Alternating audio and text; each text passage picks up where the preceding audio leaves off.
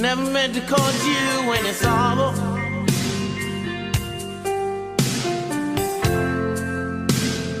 I never meant to cause you any pain.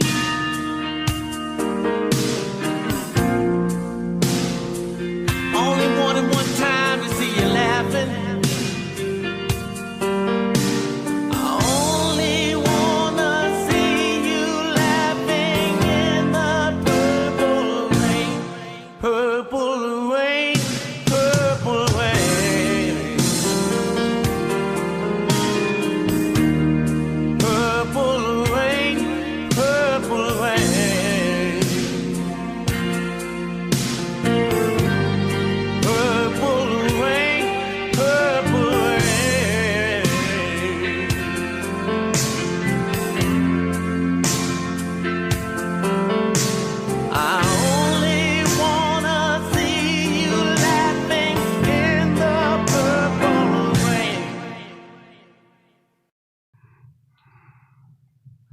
What's up, MPX addicts, and welcome to MPX Rehab, the last MPX Rehab before MPX Rehab. Before Purple Rain.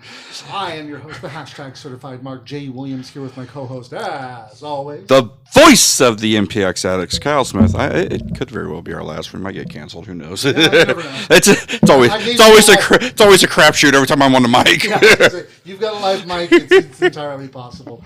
But this weekend is MPX's Purple Rain, the biggest show of the year for MPX, and we are excited about that one because, well, I mean, it's Purple Rain. Yeah.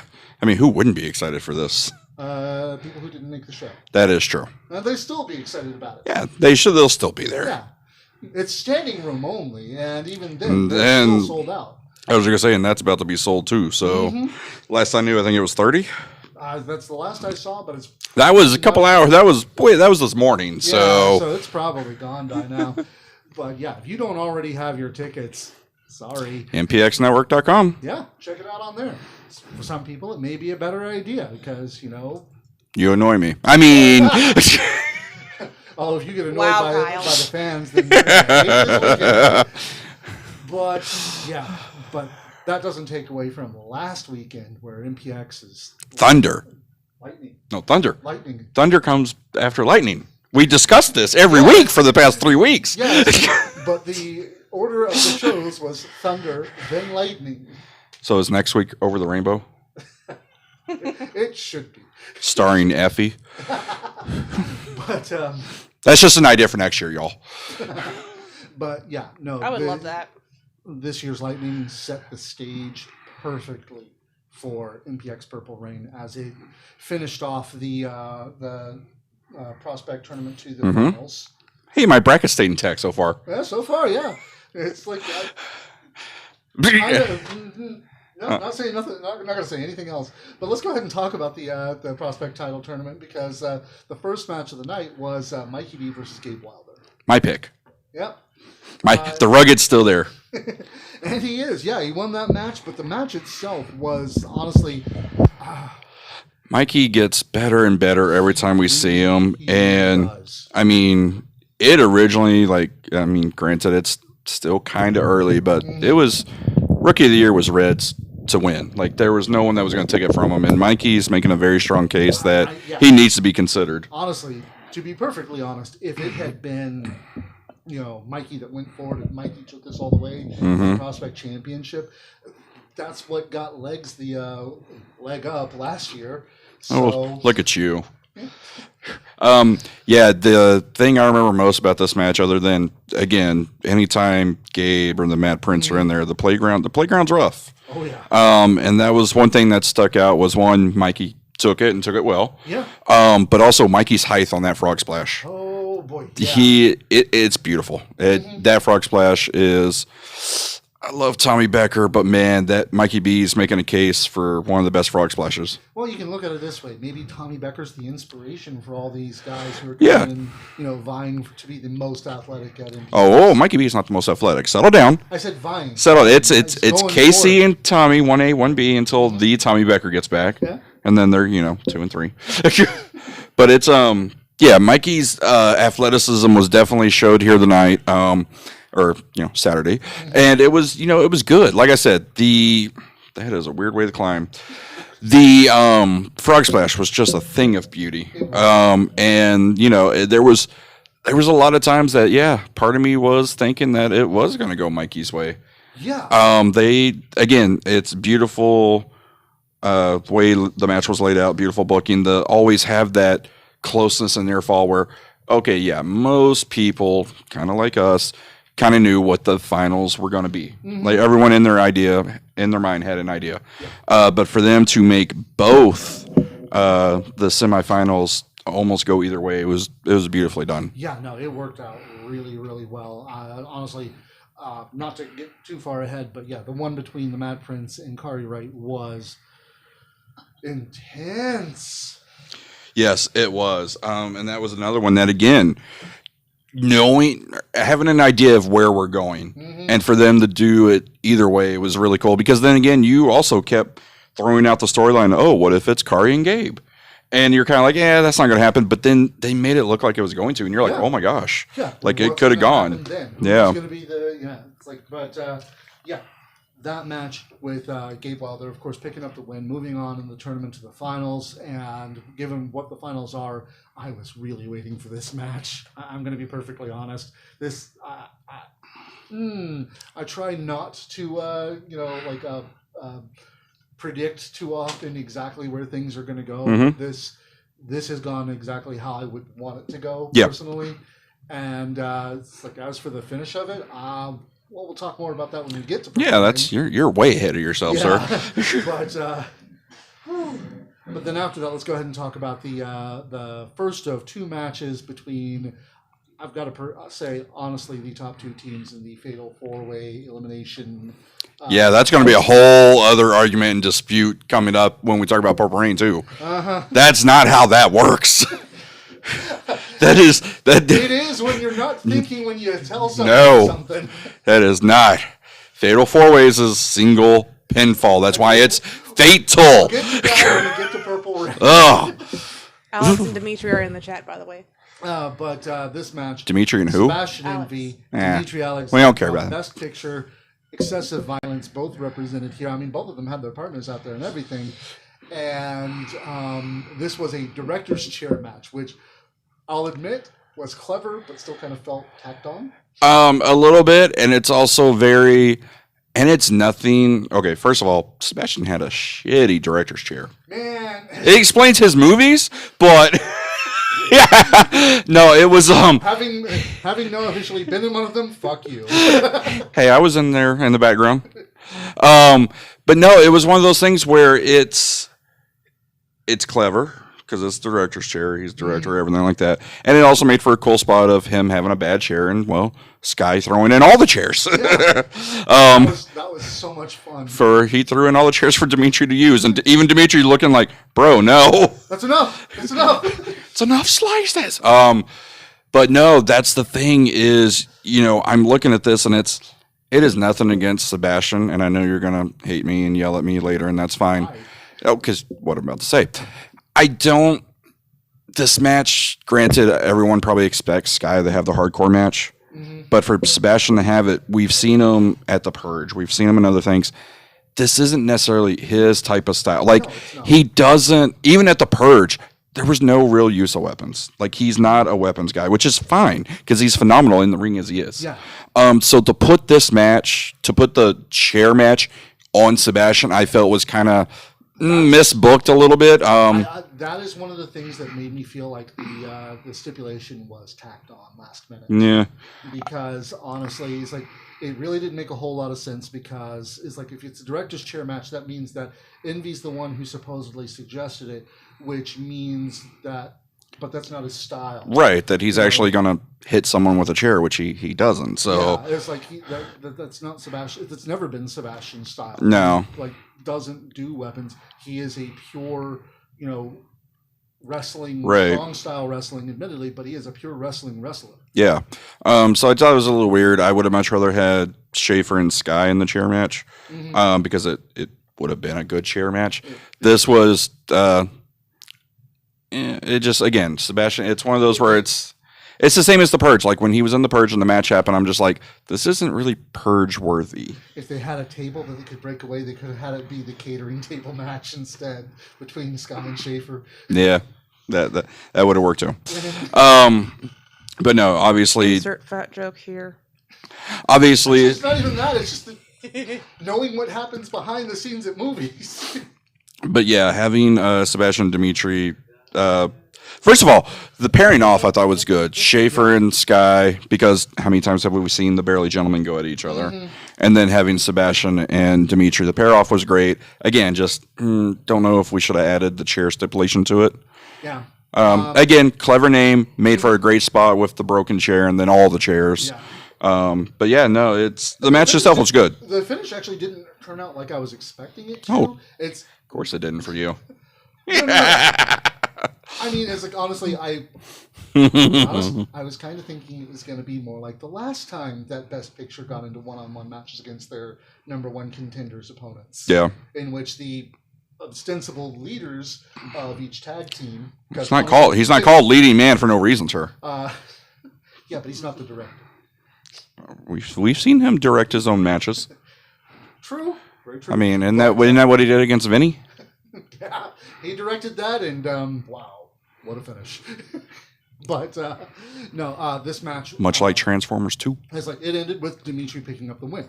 Logical, Dimitri's more in his element amongst chairs than Sebastian is, so of course, it makes perfect sense that Dimitri would have the upper hand. Well, and also the fact that Sky and Schaefer took each other out to the back, so. Yeah, no, I was like, I will admit, I was expecting the partners to play a more central role in the match, but while it added to the story, it really didn't, affect the match itself that much. Right. It's like, it's not something that I would take away because, that was pointless. It was just, it's like, that didn't add in like I was expecting it to.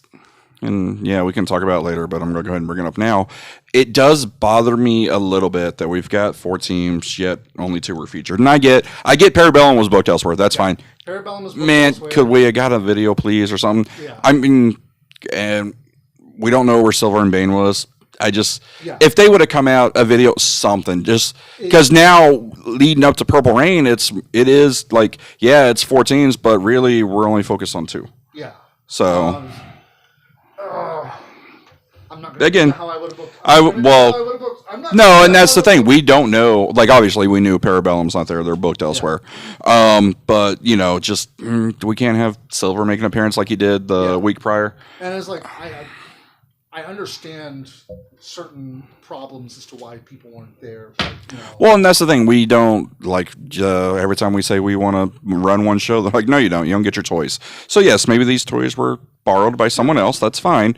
But a video, a package, something. It's simply the fact that it's like, we don't know what goes on in the background, so we don't understand exactly. Right. If we did know what was going on in the background more, we probably would. Right. So right now, all they're getting is the fact that we're speculating. Yeah. And we're complaining from our I was going to point say, of view. the only thing we know for sure is, yes, Parabellum was booked elsewhere. Yeah. But that's why I think Tommy actually did, now that I'm thinking about it, I think Tommy did put a message on after MPX, pretty much stating, hey, Parabellum's coming for the titles. Actually, I'm kind of shocked that we haven't seen more from Jason. He's usually very mouthy when it comes to this kind of the stuff. old Jason. New Jason hadn't been so much. New Jason's been very methodical and focused and very just angry, very stoic and walk around. To Facebook to tell me to fuck off, but Well, and I mean, who doesn't? Yeah, that's a good Dave point. tells you every day too.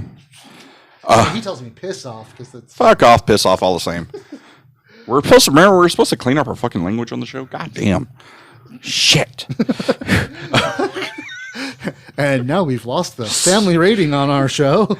Motherfucker. Luckily, I do put not meant for children on. But the, children list. do watch it. Children come up to me and say they watched it. You know what? Kids watch rated R movies all the fucking time. That's true. And I had my collection of movies beyond that when I was younger. Sir, you still share way too much information on this show. But yeah, so it yeah, the scene with this, it feels incomplete. Some of it felt tacked on, and but I'm still looking forward to the match. Oh yeah, it's still gonna be great, even though the match is mislabeled and it's not done right. But anyways, yes, I understand. I'm sorry, MPX management, you will kill me, but this is a hill. I've been informed that it was a clerical error. This is a hill I am dying on. You either do a fatal 4-way or you do elimination. If you accidentally made the graphic for fatal 4-way, hey guys, I'm sorry, it is now fatal 4-way. Yeah, but honestly, I think an elimination match will make it a little I understand elimination is better. Yes, I fully agree. But here's the other thing to my argument, and yes, we are way off topic. Fatal 4-way has become a staple at Purple Rain, much like Red Rain has. Yeah. If you look at the past 3 years of Purple Rain, the fatal 4-ways have been some of the matches of the night. Yeah. So having a fatal 4-way tag, I think makes sense. And it would have been perfect to have the fatal part, the one pinfall, because in the past, those have been the best matches because of the one pinfall. Now, in multi-tags, yes, I absolutely love elimination. So I'm torn on both, because while it's the fatal 4-way, I want it one fall. But with it being tag, I do like the elimination. Yeah. And so it is one of those where, hey, it's the best of both worlds, but not really. Yeah, it's like it does mean, if nothing else, that it's like they will have to beat Best Picture to win the belts. Not necessarily. They can all jump Best Picture and all eliminate them. But they'll still have to beat them. They still have to pin them to be able to for the belts to, as opposed to Silver pinning Sky. Yeah. Yeah. In which Bane pinning Dimitri, whatever. Yeah. I love how you don't even add Parabellum in there somewhere. You're talking. Fuck Tommy Dean. You're talking about Immortal Savages beating excessive violence. I knew you were all about them instead. Hey, remember? I was baptized by blood. Yeah. Sorry, Dimitri. But that was just the first of the two matches. But the next match after that was also very much a, could possibly be a, what we're going to see on Saturday as Casey Clay took on Corey Constantine. And first off, Chili Boy, apparently. Yeah. That's what happens when you have two wrestlers who don't wrestle in the same state. Yeah, they often but that's, don't know each I'm other's. Sorry, but that's also on MPX, is it not? Maybe not. I don't know what the Chili Boys use in other promotions. Okay. Touche. It's just, man, yeah, as soon as the music, I was like, I didn't know we're getting the Chili Boy. Oh, Corey Constantine. You're very different than last time I saw you. And the thing is, he came out with the spray painted hair and everything like that. And I'm like, he could still be one of the Chili Boys. It would. He could. He'd be the crazy one. It was even the Tron looked like the Chili Boy. It really Tron. did. It really did. And so it was one of those things where I was like, we could have done something with this. But considering he's from out of town, I think it's just honestly that Corey brought that with him. Probably, maybe. So it's like they probably put it in, pressed play, and as soon as they found out what the music was, the same time we did. I would hope they do a better job at trying it before, but I don't know. Who knows? When Corey got there. Yeah. But it's also just one of those where, man, we've seen Corey Constantine before, and he was good, and this was off. This, I like Corey from what I've seen before. I did not like this Corey. And it's not even the gimmick. It's not just in ring looked off, and it wasn't. I don't think it was Casey's fault. I don't think there was chemistry fault because Casey still looked fine. Yeah. There are times Casey was lost, but that was because I think it may have Corey also been what the purpose of the match was. I mean, Corey getting hurt early on in the match, and Casey, just. I just think one of the biggest things is there's the move off the top rope Corey did, and I can't tell if he sold the leg and fell, if he slipped and fell. It looked to me if like he was doing a coffin drop, if he was trying to do a back elbow, a back headbutt. It looked I have to no me idea. like he was selling the fact that he couldn't get the lift for the actual flip. I mean, honestly, it kind of looked like a coffin drop, but it was short, it was off. And there was so many other things in the match, not just that one move. And it's one of those where, again, like I said, Corey, we've seen Corey before. Corey's been good. I'm okay with the gimmick change because the gimmick he had was a lot of people are doing. I mean, case in point, Matt Prince is kind of what Corey was doing. A slight difference, but pretty much close to the same. So for him to kind of break out and be something different, cool. Because, we have the Matt Prince now, so. Yeah. But yeah, no, I do agree that one looked a little off, but it's like it could be any number of reasons. We've seen him perform a whole lot better than this. Right. So it could be anything from, I don't know how many matches he's had since COVID started. Right. He may have, like I just said, literally just got there, could have been exhausted. Yeah. Because he does come from out of state. Well, Not just out of city, out of state. No, and that's the other thing. He's pretty much, if I remember, booked out of Tennessee. Yeah. And to my knowledge, there was no one else there with him. It was just him. So he may have just been exhausted, and that was what he could give. Right. And he may have done something because there was a show earlier that day. So could have come from that. Who knows? And yeah, it's just, like I said, I would like for him to come back. I am worried he might not after that showing. But I mean, we'll see. Again, Casey obviously proving a point and making a point and did it well, I think. Yep. But it's like that could be the future for Frankie Fisher. It is. Casey's the hero of MPX. Are you supporting the face or the heel? What's going on here? You getting on me? I support the future. Of course. Okay, present, future, whatever. I support them both. You don't have a mic. Shut up. You didn't want a mic. But, then after that, we got a match of Johnny O'Mara and the Iron Belly taking on Infinite Stock. Iron Pub. Crawlers, what were they? Pub bellies? Pub bellies. They're pub bellies. But, beer bellies. No, pub. You have I to have still pub. say hammered.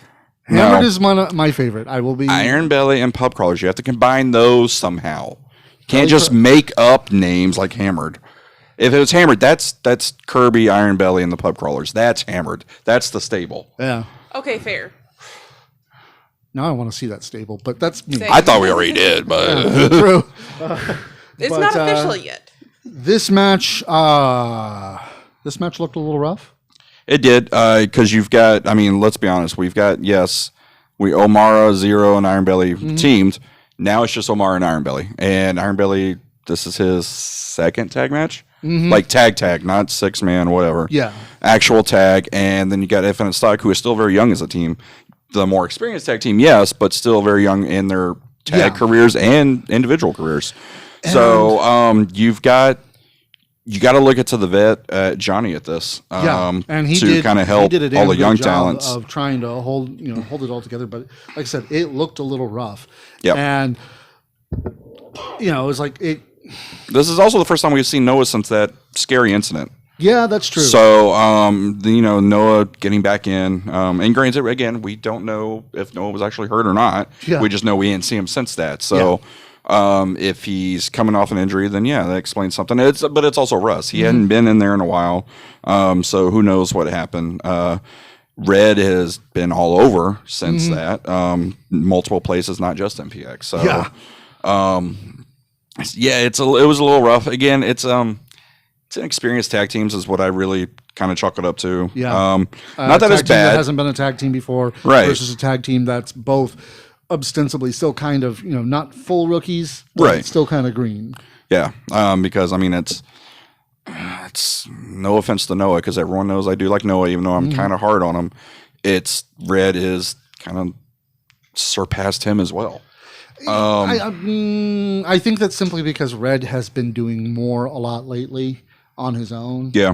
I think, honestly, if Infinite Stock were tagging together at more places, then we'd probably be seeing them. And I would love to see them tag more places. I also, I do want to see Noah singly because Noah is good single. Noah never had any problems with Noah in the ring. It was all about charisma and character, and he's gotten way better at that. Yeah. So I would love to see Noah. Although I hate the short form spear. I'm sorry. I hate it. He's done it twice, and I've not liked it either time. I think it needs to be more Romanesque, where he is straight as an arrow, as opposed to where he goes to the knees. Because it does look just a little like blunk. But if he was to really sell and be straight, I think it could look a little more impactful. Probably. But it's just I can't remember if it was this match or some other match I saw, but I saw a ripcord spear. That was interesting. I thought that could work. Yeah, that could work. But again, it's all about how you how you exaggerate and sell it. But again, Infinite Stock, I would love to see more. But again, I want to see. We've seen Red get the chance at being single, and Red's good. I want to see Noah get that chance again because I think Noah has grown enough to really carry a singles match. I agree completely. Actually, it's just he needs that opportunity. Yeah. But again, the match wasn't great, but it wasn't horrible. No, God, no. We've seen horrible tag match with some of those teams, some of those wrestlers, but this wasn't horrible. Thought you were going to try to make a pack joke there. No. Okay. No. Why would I bring up the pack? Because it's your favorite thing to do. The pack and Blind Justice are your favorite things to bring up. Because I feel okay. I don't care Blind what anyone Justice says. didn't get the justice I it liked deserves. Blind Justice. Yeah, I was like, Blind Justice did not get the justice. It was cursed from the start. It really was. Having two guys in it, they're out of towners. What happens when you have a stable that's made up of guys who are not from the city? Joe unfortunately get hurt. Yeah. Like it was kind of snake bit from the start. Yeah. I'm sorry, it is blowing him up, but Kirby not really liking the whole thing to begin with. Yeah. I mean, he's been very open about how he didn't like it. So he probably was.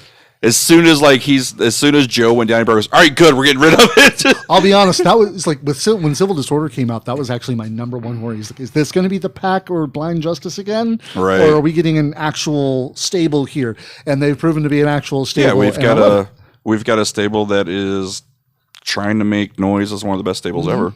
I mean, and they've got heavy shoes to fill with, DTF, with the Crypt, with Creative Control, like Impact Players. Well, that's part of Creative Control, but yeah. Okay, yeah, sure. I mean, it's all they were all kind of lumped in together. Yeah, they were.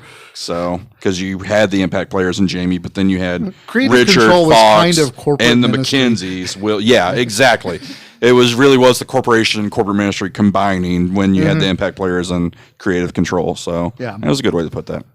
But then after that one, we got Schaefer versus Sky, which again, this one felt like it should have been the hardcore match. Yep. But what we did get was freaking hilarious and amazing at the same time. Still don't know why Sky is the sane one. It's still weird to me. Even his Facebook is sane. I don't like it.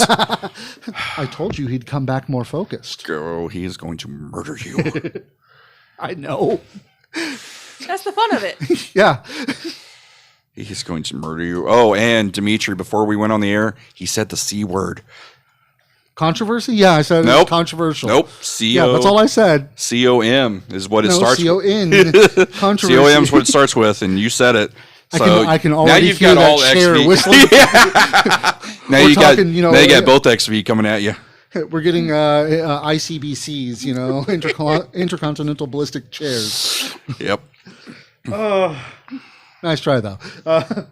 But no, I was expecting kind of a house fight because that is almost what you really see from these guys a lot of times. But we got Lucha. Yeah, we got Lucha Sky. That was excessive Lucha. Yeah. Which that was great. That was shocking, but at the same time, I'm just like, well, shocking, but not really shocking. Yeah. It's like if you know how good a wrestler he actually is, this makes sense. And how he started. Mm-hmm. I mean, it was great. I love how the top rope Hurricane Rana, a lot of people thought he broke his neck because from a certain angle, it looks it. Angle I had, obviously, I was like, oh, he's fine. It was good. But yeah, there was, if you were from the other side of that, pretty much where Lugo sits, it was scary looking. Oh yeah. But no, the athleticism that both these men have in order for the strength that Schaefer has to get Sky up for some of those things was beautiful.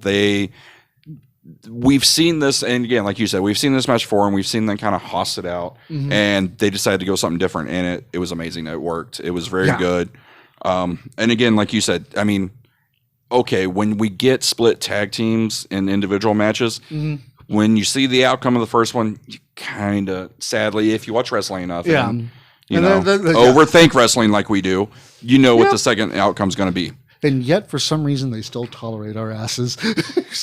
I'm telling you, one day we're going to get a message. Y'all are done. We are one bad day away from being told, nope, fuck off, you're out. God, when they name a show One Bad Day, we are fucked. Oh, yeah. But no, again, great. It was one of those where one of my first thoughts was, oh, Death by Stereo, that's going to be hard. Oh, no, he's done Death by Stereo with Schaefer before. Yeah. Okay, cool. Yeah, and Schaefer getting Sky up in the umbrella bomb. A beautiful, smooth umbrella bomb, too. Smoother than the ones we've seen in the past where he tried to do it on a bigger guy. Yeah, which you see every week when he tries to do it with fists in the video, the Do Not Try This at Home video. Yeah, sometimes it doesn't work. And even on smaller guys, like Dave talked about it when he was on with us. It's for some reason for him it was hard. Yeah. But no, Sky and Schaefer put on a great match. Definitely got the fans into it with the whole lucha thing, so it was great. And of course, Schaefer playing the freaking crowd like a fiddle. Oh, of course, always. Yeah. And then obviously Dimitri and Sebastian doing their thing out there, so it was great. Yeah. It like I said, yes, it hypes up the tag match, but again, I think we're hyped up for 2.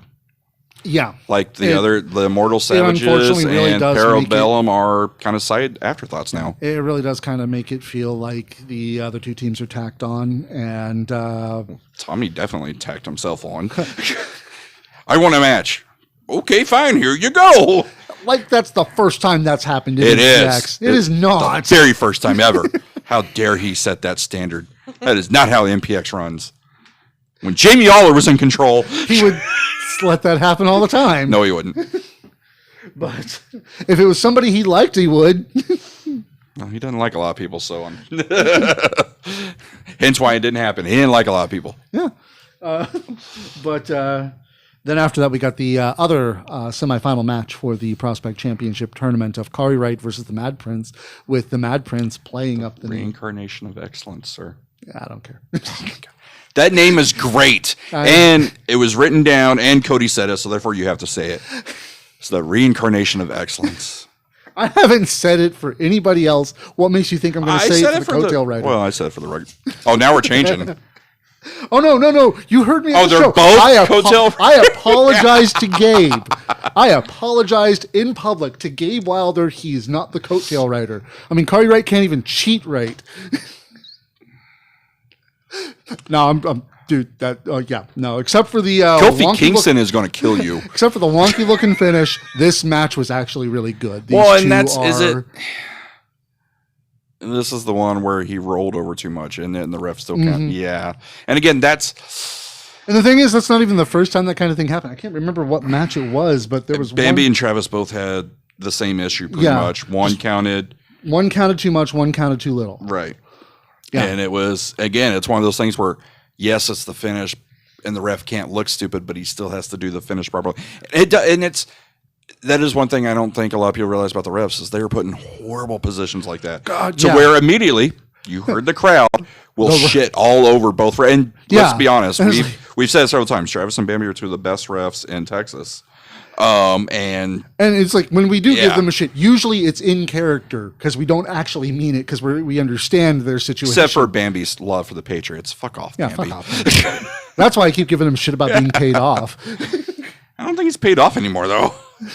I don't know.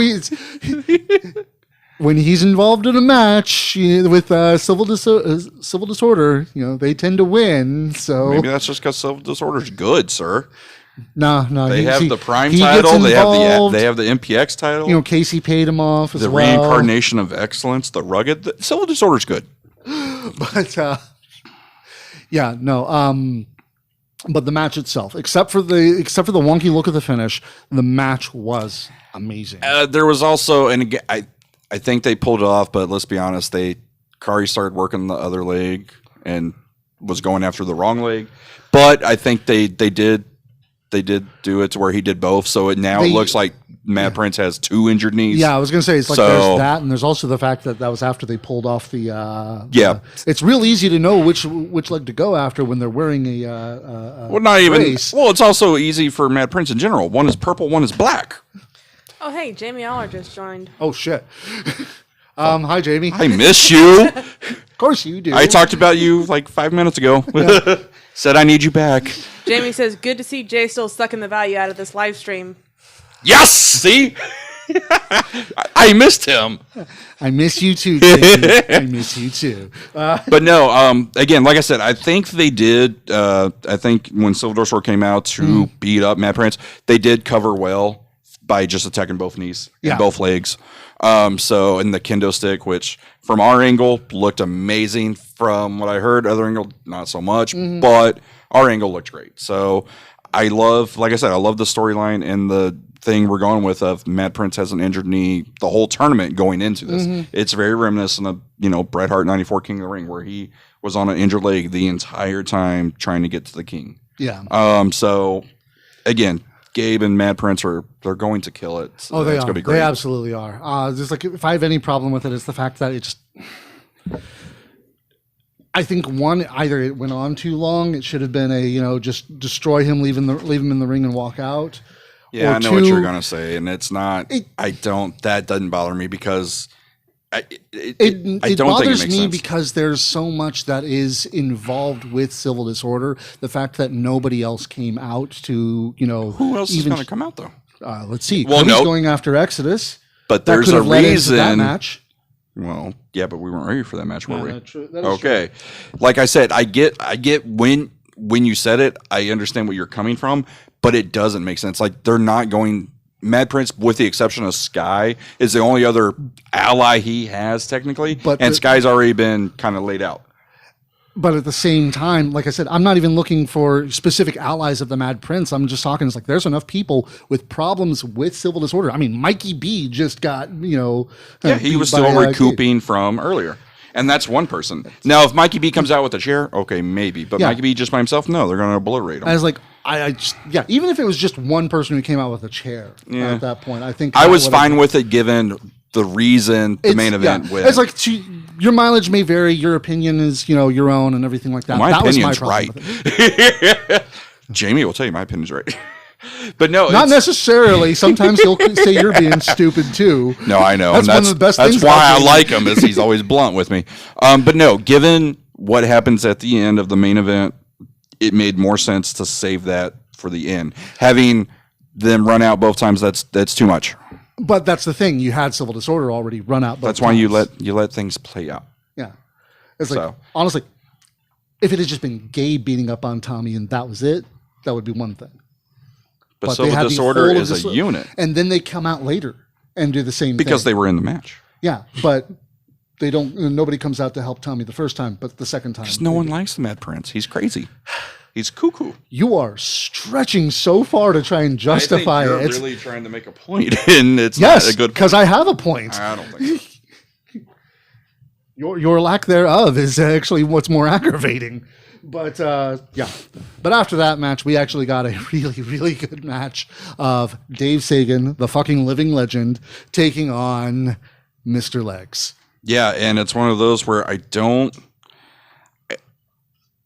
we knew it'd be good. Yeah. Because both men are very talented. Now, I think it did exceed expectations for me. Well, I'm sorry, I had to move because you had my legs out forever. I was a little shocked because given what we've talked about with Dave previously, you don't necessarily go all out before your big match. And it wasn't a Meltzer 5-star match, but it was still like that. It was better than I thought it'd be. Yeah, it was a really good match. You're stepping on her tail. Would you stop doing that, please? There's way too many animals up here. That's because some of them are just unable to take not being paid attention to. But yeah, like people keep telling us pet the damn dog. I'm not excessively petting the dog. I have a cat. But no, having again, this is for all intents and purposes, at least what we assume and think, this is the Living Legends goodbye tour. And he's gone through pretty much all the rookies and all the trainees and all the people. You literally just sat on her. You were an asshole.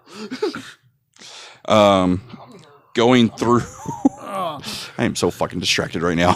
Sorry. Going through all the rookies and all the pretty much people he's leaving behind to take over MPX, which he, for all intents and purposes, yes, he's not an MPX original, but he also is. Yeah. Like in this resurgence of MPX in the new building and for the past 4 or 5 years, Dave Sagan has been a mainstay. Dave Sagan has been a pillar.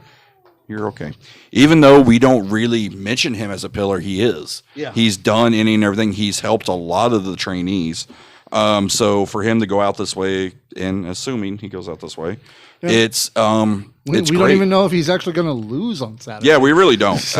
Because again, we know nothing. We thought he was going away after, which was brilliant. yeah. It's one of those things where, we don't know, despite what people think. No, we're not told anything. Yeah. And it's something I have not asked because I don't want to know. It's like when Sky, we don't it's like really when Sky won the spoilers, MPX guys. title. I was told he wasn't there, and I was like, okay, cool. I didn't question it because I don't want to know. Yeah. So him winning was great.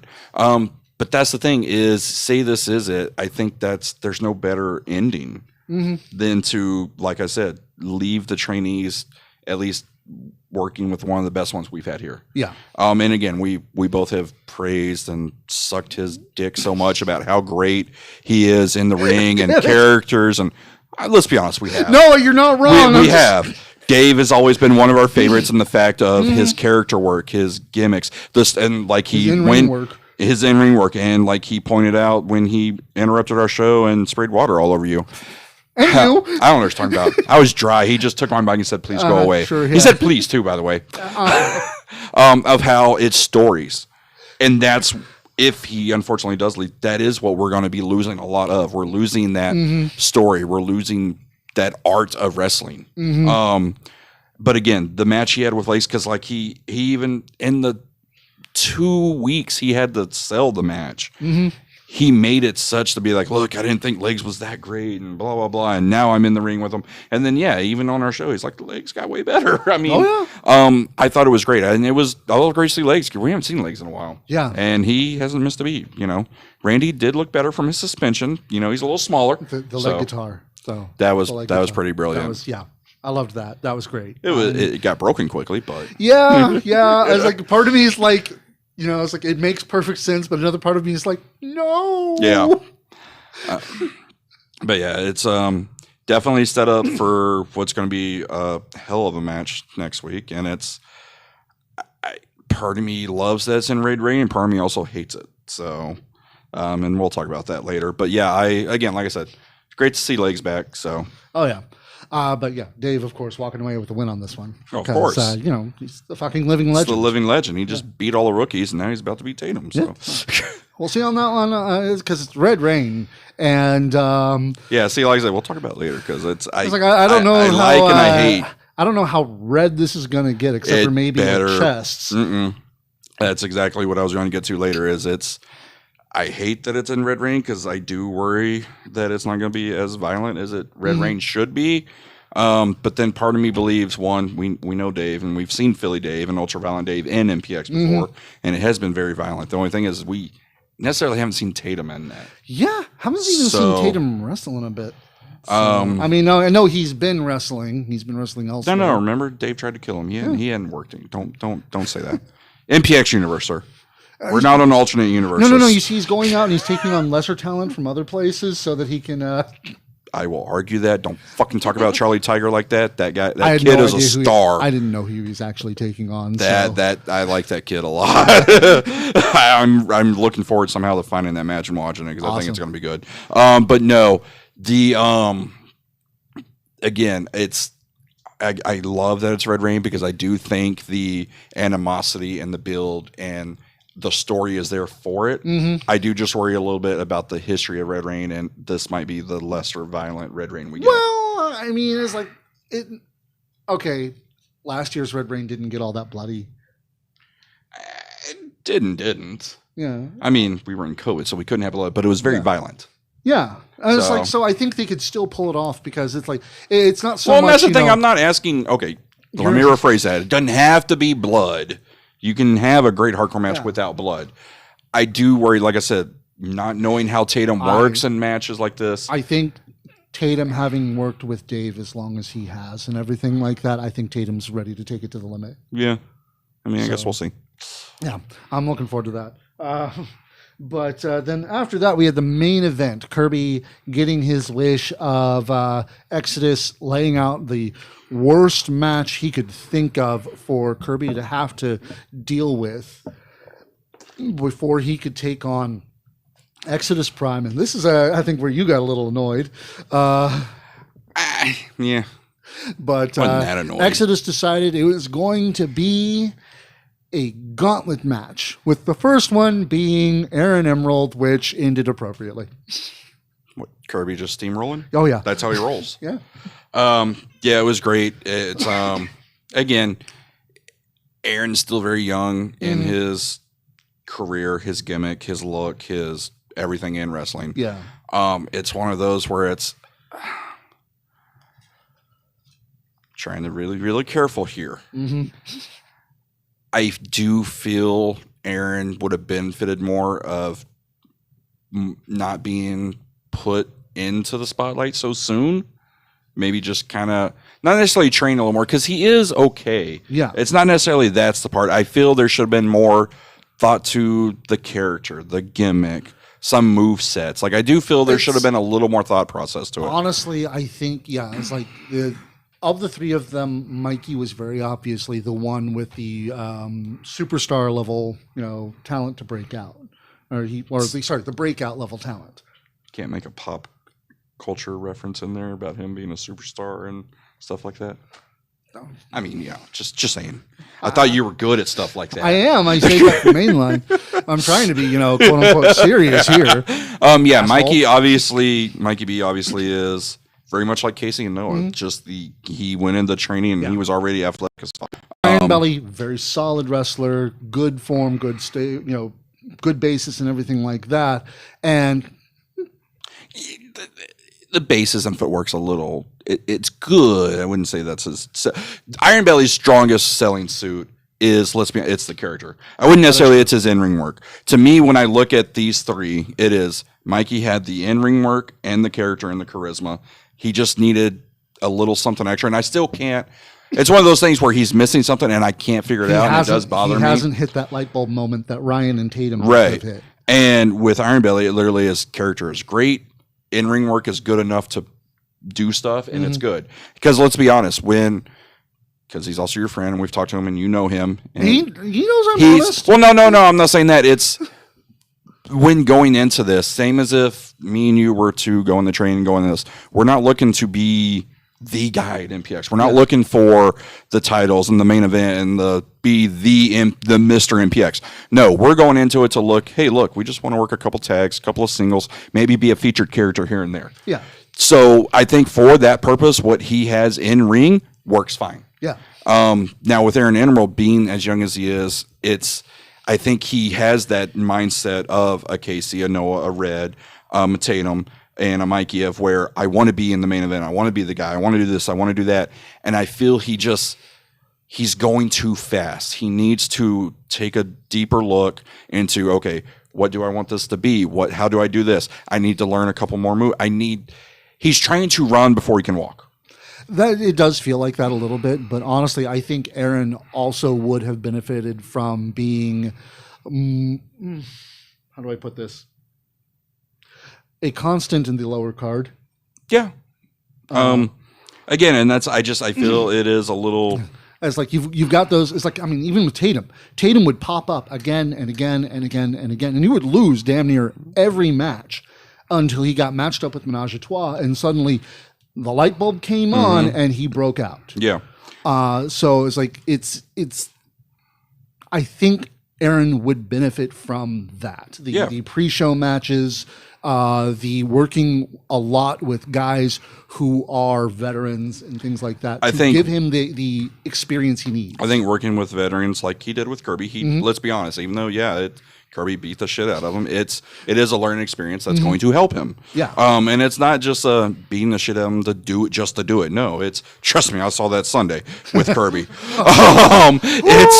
We'll talk about that one later. It's an actual teaching training moment.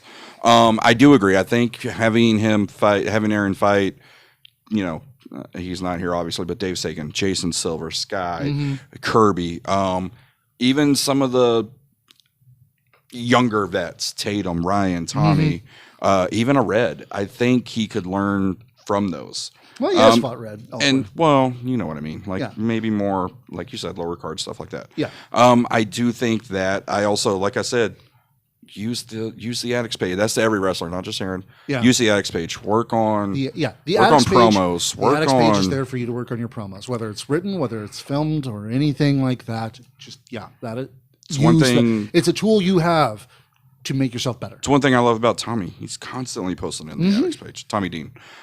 He's constantly posting, and it, like I said, yeah, we didn't get a video live for the show, but as soon as the show was over, he was in the addicts page talking about why he wasn't there, what they're going to do at Purple Rain. Like, it's great. But again, back to the match, because we went on that way too long. Kirby obviously destroying and making quick work for Rumble really quick. And then going into the next opponents. Oh, I shouldn't be in the chat in the video. Jamie, goddamn. Well, now I want to know. Very bottom. Yeah. Yeah. Yeah.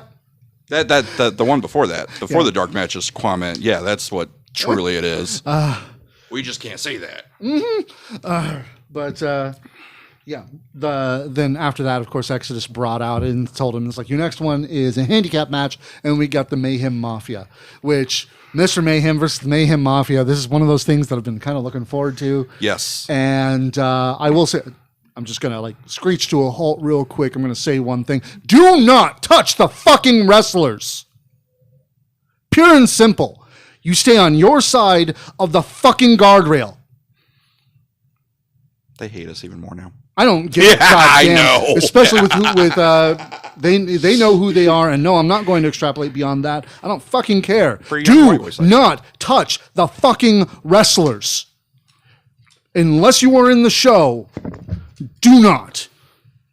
I mean, in some cases, they will. Depending on the one, they will touch you back. Oh, yeah. Luckily, that one is nice. So, yeah. Okay. Let's be honest. If it was Locke probably would have punched back. Don't fuck with Locke. Yeah, no. Although, actually, that's kind of, it's like I make jokes about him being Little Lotus and everything. That's who Dylan Smash kind of reminds me of a little bit. It's like, he kind of reminds me of a younger Tadlock. Yeah. Sorry, just that one's out of nowhere. But yeah, tirade over the match itself. Honestly, I love the Mayhem Mafia. I do. I wish we had. I mean, I love Matt Locke. I wish we had him. I wish we could get him every week. I know it's quite a drive, and we can't. Well, he makes use of the addicts page, so exactly. we do kind of get him all the time.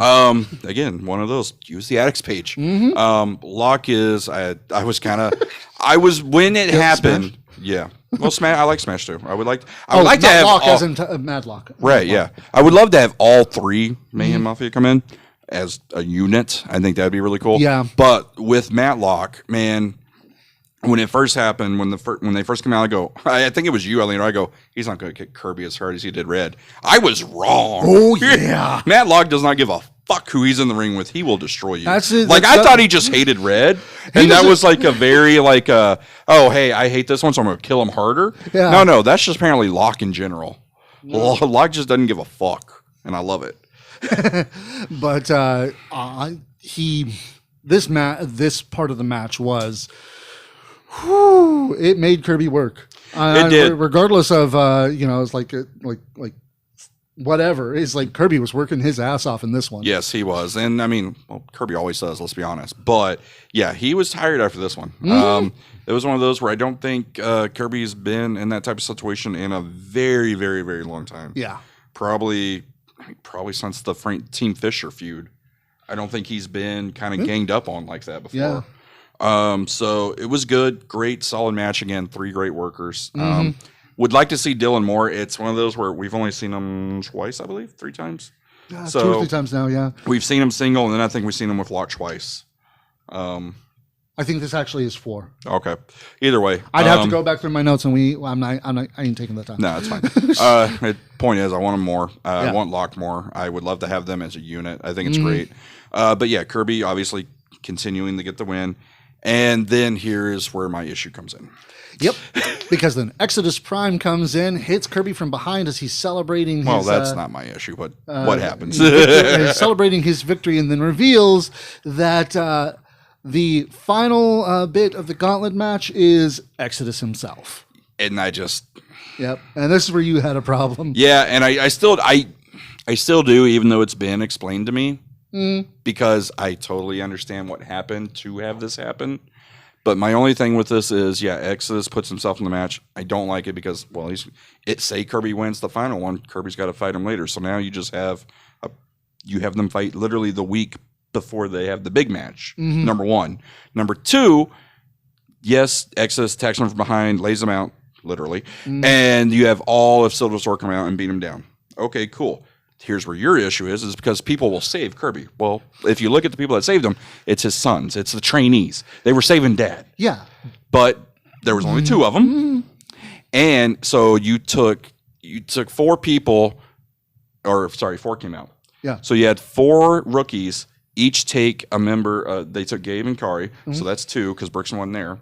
So you have 4-man take on 2. So it made Civil Disorder to me look very strong. Okay, cool. They are. That makes sense. Yeah. But now you have Exodus against Kirby. Kirby hits 3 moves, wins 1, 2, 3. It's over. So to me, it made Exodus look very, very weak after Kirby just went through hell. Not so much weak. It made Kirby look like he, capitalized on Exodus being distracted because now. But it's not even. He shouldn't be. Okay. He should not be that distracted. So I still think it makes him look weak. And then also you have Kirby who just went through. Okay, didn't really have a problem with Aaron. I'm sorry, didn't have a problem with Aaron in the first match. But we just saw Smash and Lock beat the living piss out of him. Yeah. And he is pretty much dead also from the jumping of Civil Disorder. Pops up 3 moves, 1, 2, 3. And that's like, really? He was a little more dead from what I heard. And then, so now we've got this match coming up at Purple Rain, the biggest show. We have this huge Addicts title match, and Kirby just beat Exodus with 3 moves. I just don't like it. Yeah. But again, when it was explained to me, I understand what happened. I understand someone else was supposed to be that spot. Things happen. Okay, makes sense. I felt we should have done something else. Even if it was Kari and Gabe again. Like, even have Kari have a match or Gabe have a match. I just do not think it should have been Exodus. But again, that's me overthinking and overanalyzing. Yeah. And honestly, it's the same for me with the whole Mad Prince thing. It's just we overanalyze, and I've got this weird thing about continuity. Because despite all your assertions, the Mad Prince does have friends in the back. Nope. No, he doesn't. No one likes crazy. Trust me. No one likes me. No one likes crazy. But it's like it was a very weird ending for us. But at the same time, it was still. Well, and that's the thing. It's not like I'm not looking any less forward to the Addicts title match. Yeah. Do not get me wrong. It's going to be great because we've seen Exodus and Kirby fight before, and it was a great match. And it was. It's just again, I didn't like the way he made Exodus look. I feel. Like I felt all his momentum that he's had being the greatest, Addicts champion and stuff like that. Well, you realize if this were the big Fed with Kirby making the win be on the go home show, that would mean he would lose at the big show. Well, he's still losing. Don't get me wrong. The Prime title's not leaving the bag. Hey, Kyle. Addicts championship. Gabe said, I want to see you take a package pile driver, then kick out, then you can complain. I understand. That's not what I'm saying. I get where he's coming from. Again, and that's why I hate doing our show because I am totally in agreement with that. I have no business to say fucking shit, but I overanalyze and think as a fan. It's like don't listen to. It's like don't take us too seriously. We're giving our perspective, and we're two fans. I've said from the start, wrestling fans are the greatest and worst thing about pro wrestling, and we did not disinclude ourselves from that one. No, I am the greatest and best thing about wrestling. But yeah, it's one of those where it's like I said, I'm not looking any less to the match. Yeah. I don't think Exodus should have been the last guy. Yeah. And again, I get what happened and what spot that was supposed to be and why it happened. Okay. Just we couldn't find just maybe one other person. Even if they've already been on the card, have Schaefer do it. Like, just someone else. I mean, Exodus is still on pretty good terms with Best Pictures. So. Yeah, I think having have them do the three matches. Say Schaefer or say Kirby rolls Schaefer up or something, gets the 1, 2, 3. Yeah. Then Exodus come out all mad because that was his final guy. Then have a Soul Disorder jump in because, well, Kirby won the right to get the title match. Yeah. Then have a Soul Disorder jump. Then have the rookies come out. Like, Yeah. still hit the package pile driver. Okay, fine. But now we didn't pin Exodus in order to get a title match. Yeah. But that's why we don't book. We don't actually, control all that stuff. No, we'll get yelled at later. Yeah, It's okay. we're totally gonna get yelled at about that one later. But that was. Oh, shit. I've got a lot of messages. I'm Oh, already got shit. yelled at. Oh yeah. Oh, never mind. It's nobody important. Oh, okay. Was it Pat? No. Sir, you never should look at my phone. You don't know what I'm going to get. I just, Fuck you. he collects Not them. true. But I didn't realize you were like that. okay, let's go ahead and move on to the show that we're here mainly to talk about, Purple Rain. I mean, we've got the whole card, as we normally do for this big show like this. And honestly, And a it's... surprise pre-show, apparently. Oh, yeah. With the fact that we're going to get a pre-show match with Red Chambers. I did not catch if he said who he's going against. He just said he's got to catch them all. Oh, okay. And I mean, out of the rookies, he probably does deserve a place on Purple Rain. Yeah. Now, sadly, no, not on the main card. I'm sorry, but a pre-show is fine. Yeah. Well, as long as, we don't put, any of the titles on the pre-show, it's all good. All the titles are spoken for. Yeah, exactly. And they're all on the main card, so. Yeah, that hasn't mattered to other shows. Yeah, well, But, so I'm interested to see what we're going to get with Red's pre-show match on Saturday. Hopefully we get him and Matt Locke finally one-on-one. Yeah, I'm kidding. I was actually thinking the I would same actually thing. much rather have that on the main card, though, so Yeah, kind of that's true, save too. that. I don't know. Maybe we'll get, Do a rookie showcase, him and Mikey him B. and Mikey, him and Aaron, him and Iron Belly. Him and Mikey. Not Aaron. Gabe says, I want Red versus Mikey B. See? Yeah, but they're both Rookie faces. showcase. They're both faces. So? They're friends. No, they're not friends. Yeah. Red Chambers is that guy who doesn't have friends. That's what that means, right? When he's that guy, it means it's the guy who doesn't have friends. He's got friends. He's got friends. In low places. Yeah. That's right. I know Garth Brooks, bitch. But the first match of the night is going to be by popular vote. And Red honestly, Chambers.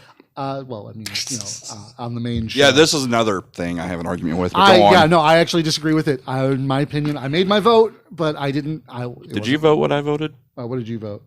Exodus. Actually, no, I voted the Exodus, if you look at the entire year so far, whenever Exodus has opened the show, it has been one of the better matches on the card. I'll be perfectly honest. If it weren't for the fact that Brixton is holding the MPX championship, Exodus should be in the main event. Exodus should be the main event. In my opinion, that's my opinion. Yeah, and I agree. Yes, the Impact title should be in main event, and Brixton and Jackson are going to deliver. And one, because they can, they are that talented, and two, they're amazing. They know the card that's laid out before them. They know they have to steal the show, and they're both in the mindset that they will. But Exodus has continually, like I said, to me, he's the MVP of this year. Yeah, Everything he's not even just everything he's done with that title. If you look at the matches he's had, and when he's opened the card, they've been great. Yeah. To me, Exodus, and it's one of those where I think some wrestlers look at it as where they hate being the opening match because they feel it's beneath them. Some wrestlers look at it as a way to get the crowd going and the show going. It's like you're the one who sets the tone. And I feel that's how Exodus has always looked at it, and he's always delivered. So that was my vote for that reason. I knew Exodus and Kirby, both men, knowing how important Purple Rain is, are going to immediately set that bar so fucking high that everyone else is going to have to try to catch it. I actually had a very similar reasoning as to why I voted. I voted for the Prospect title match to be the opener because it's like the Gabe and the Mad Prince are going to get the crowd on their feet. They are fire. And we say that, but let's be honest. Every match that was kind of nominated is going to get the crowd going. Oh, yeah. Because you've got Casey and Frankie, which is the longest running story. Okay. But here's my thing. The other reason I voted for the Prospect title match as compared to the Frankie versus Casey match. Last man standing matches have a habit of being very long, drawn out matches. They do. And I do, but again, with Casey and Frankie and the animosity and the story they have, and for all intents and purposes, what is either going to be one of Frankie's last matches, because you never stay retired. Obviously, we've seen since he's retired. Yeah, he retired 2 years ago. I was going to say he's had 3 matches since retirement. I think so, yeah. So it's 2.5. Well, yeah. So it's one of those where he's either going to have a last ride, or it's going to be somehow he wins, and maybe hopefully we see Frankie again. Because that's my problem, is say Frankie does win, and I have no problem with him winning. I like Frankie, don't get me wrong. But if he wins and goes away, what was the point of the win? So, Yeah. And it's like, honestly, it hurts Casey more than helps Frankie in that situation. Right. And it's like, I actually have no predisposition on this match as a, just a general fan. I mean, it's one of those where I think, like I said, our silent fourth partner has more than enough predisposition on this one for us. Yeah. I was going to say, he is definitely drawn a line. Oh, yeah. He has gone the clay way hard. Yeah. No, it's one of those where, again, if we would have started with Exodus and Kirby, that was my personal pick. Your personal pick was Mad Prince and Gabe. Either one of those would have been great. The Red Rain would have been great. The Last Man Standing obviously would have been great. They're all great to start the card. That I don't think is going to be a problem. Yeah. I do kind of get what you're saying with Last Man Standing is like, yeah, they've kind of been on the longer side. I think, I hate using the word, but I think it's more of Exodus earned it. I feel with everything he's done, and also Kirby, like with the, he is Mr. MPX. Like I said, I think these two would have gone out and they would have set the bar so fucking high for everyone else that we probably would have been playing catch up all night. And I think that's going to make for a greater card that everyone's going to constantly try to up match that. We'll see. Now with Last Man Standing, yes, it's going to be great. It's going to be good, but I don't know that the rest of the roster is going to try to play catch up to that. And I don't mean to piss off Casey and Frankie, but I feel that it wouldn't be as good of a match to start Purple Rain with. And it's like, I don't know. I have no doubt that it's going to be a great match. It's going to be a fantastic match because this is Casey Clay, who we talk about that light bulb moment. He came in with all the lights on. Yeah. And Frankie Fisher, Mr. MPX. The asshole of MPX. This is a perfect, combination. I mean, this is, like I said, it's Purple Rain, so every match is going to be great. There's not going to be a bad match on the card. You could have picked any match to open, and it is going to get the crowd going. I feel as a momentum boost, this probably was the least one to kind of really get that. Yeah. But it's the Addicts, and they love Frankie. Yeah. Getting to see Frankie start off the night, that's going to make. But please turn the AC down before the doors open. Don't wait for Frankie to do it. Yeah. Please. Let's start cranking those at 2:00 maybe. But then it's like we've also got the Prospect Tournament Finals. Like I was talking about, Gabe Wilder, the Rugged Mad Prince, taking each other on. And this one also has history to it. Not as long as Frankie versus Casey. Yeah. But this one's been building for a while. It's Gabe trying to... You listen to these two, they'll tell you the history's been there for years and years and years and years. I mean, it's almost, like they're... Never mind. Anyways. Pulling the curtain too far back. You always do. I do not. Yeah, you do. But no, having the Rugged Gabe Wilder... I'm not the one who's gotten yelled at for that before. Shut up. The Rugged Gabe Wilder and taking on the Mad Prince, who is still hurt. It's going to be great. We're going to see what I really can't wait for is doing mainline and having the Rugged come out and shove the Prospect title in your face. Oh, no. You see, it's going to be the Mad Prince coming out with that title and being like, I got it. We are going to go on and we're going to win. Is he going to jump on my back again? God damn it. Do it. No. Actually, what's funny is Gabe wasn't as heavy as... That pissed me off so much. I was telling Pat all the way home, I was like, that motherfucker, Gabe didn't want to do it. I was like, Gabe, jump on his back. He'll fall. And I kept thinking, I was like, he's going to fall. Do it. And you just hit him fire. I was like, motherfucker. I really thought Gabe would have been too heavy for you. I have had some training. I really thought Gabe would have been too heavy for you. Enough that I can, survive some stuff. Now, you couldn't hold him up when Tommy pushed him, so. No, that was... But then again, we were kind of on an incline anyway. We'll talk more about that one in a bit. But, but no, this match is going to be... Whew. Yes, it's going to be... Because, again, the playground's very rough. And... this is going to be one of those where it's going to be I mean, we're looking, like we said, last man standing is going to be very physical. Yeah. Red Rain's going to be very physical. I think one of the matches, the tag match, is probably going to be very physical given all the excessive violence that's in it. I Dave think says I'm not that fat. You're not. to I Jay, said you were light. Kyle. no, it's just I didn't think Jay was that strong. It was more of an underestimate of Jay, not overestimating your weight. I'm sorry. Sure. But I know how no, to base. He knows how to post. We're fine. but it's one of those where I feel this match is going to slip under the radar of how violent it's going to get within the rules of a prospect title match. Yeah. Because we've seen how they go at each other and they don't hold Yeah, back. it's like the last time these two went at it. It was essentially a playground themed hardcore match. Yeah, and I'm not even talking about that. I'm talking about the other times they've gone at each other without weapons and stuff. They still go at each other hard.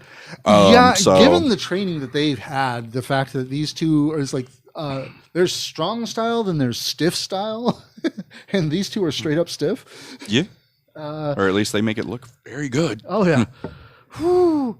I mean, it's like honestly, it's one of those things where I'm kind of glad I'm not a wrestler because I wouldn't want to take those kinds of hits from guys like them. I had always rethought about it, and then I saw Matlock kick the shit out of Red and then chop him. I'm like, yeah, no, I'm good. Yep. No. Yep. Nope. That thought went away really quick. Taking the occasional chop, which I was terrified on mainline he was going to chop me because I didn't have my jacket. Who? Dave. Don't worry about Dave. See, it's that stuff that gets you abused and kicked off the show. I wasn't kicked off the show. He politely asked me for the mic. I gave it to him and walked away. It was you. There were multiple F-bombs dropped in your direction specifically, sir. No, it was more at you and Pat. Y'all are the ones who got water dumped on you. And you're yelling, not the mic, not the computer. Actually, it was her yelling, not the computer. I'm just sitting here thinking, like, well, not the mic, not the mic, not the mic, not the mic. It's like I knew he was going to do it, and that if you watch Mainline, I moved the mic just so, and then of course, boom. Of course. But the prospect title tournament finally coming to a head. Finally getting the prospect title back. It has been, what was it? January we lost it. Oh, let's see. I think honestly, it was whenever Sky cashed in, which was it was December. Sky So in. Yeah, it's been a while. So it's good to have it back. It's been 7-8 months. Like I said, to me, this has always been Gabe's tournament to break out in for the simple fact that, and it's nothing getting Mad Prince because again, my bracket's still intact. These are the two. It's just Mad Prince he's already OAF. He's already over as fuck. Oh yeah. This helps Gabe more than it would Mad Prince. So like I said, I think, and for kind of people like you, I think this is here to prove that Gabe is going to be a force to reckon with in MPX. Actually thought that he was not. No, you did. You never liked Gabe. You always said he was the worst one. You said he was the worst. We said he's the Matt Hardy. You said of the he was two. the worst one in the boys. You said he's the worst one in civil disorder. These are all things you have said negatively about Gabe. You called him fat Sunday. I mean, that's I great. love how you just keep trying to pass the buck. Sir, But, how long have we been doing this show? You think you're used to this by now? Yeah. Alex said you're forgetting Casey Clay's run with it. Oh yeah. Well, it was. Oh, that's right. He did it super quick Yeah. and cashed in. It's like I think it's because it was super quick that Crap, it was so that just was March forgettable. then. Yeah. Yeah. So March was the last one. Thank you, Iron Belly. Yeah. But yeah. Using I real names. did nothing. I did nothing. I did not say that shit. I even apologized to you on Saturday. No, he didn't. Don't watch Mainline. He didn't do it. I apologized to you on Saturday. No, you not didn't. the coattail rider. But no, this match is going to. Hopefully he pulls on the Exodus and just rolls right in front of you and- with it. I'll be honest. Unless they're going to do the hot potato thing with the Prospect Championship after they win, I think the victory here will spell a lot of what the victory of the main event is going to be. I necessarily don't. Giving the Prospect title and the history of the Prospect title, I don't think it matters who the MPX champion is in order to determine it, because I get what you're saying. Yeah. Say, and again, we're just speculating. We don't know anything. Yeah. Say Gabe wins. We're like those idiots online who speculate about, it's Mephisto, and he never shows up in WandaVision. We're like that. That was fucking dumb. No, I'm kidding. I don't really know. But no, it's one of those where I know what you're saying. So say Gabe wins Prospect title. your fan mind is already thinking, well, Brixton lose, Jackson wins. Yeah. With the history of the prospect title, I don't see that as a definite because the prospect title has been, with the exception of Casey in recent memory, not a lot of people have gone 4 straight. Yeah, Sky did it, but Sky also did it over a course of time where we had title changes. Yeah. So I don't necessarily see it that way. And plus, let's be honest, Say Civil Disorder has all the gold. The Prime title, the MPX champion, the Prospect title. If he could do what Dave Sagan, where he holds it, he does all 4 and then just keeps it, just to keep it. He's got a year. So, I mean, doesn't necessarily have to immediately. He could wait till Brixton loses. Does he have and a year? then go. I've never heard that one. I'm pretty sure they do. I think that was said early on in the process. I may be wrong. I really thought they did say that early on. Yeah. I don't know. Well, I guess we'll find clarification maybe because we'll get yelled at later. I heard somebody talking about the Prospect Championship at HOT. Really? Yeah.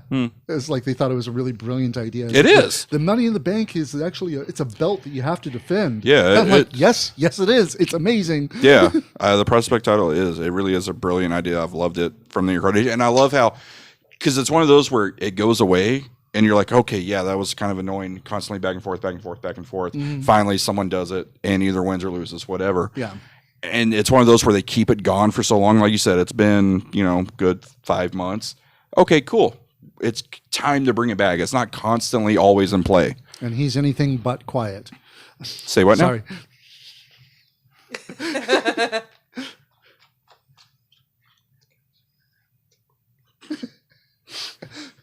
So I'm definitely not that Jay. No.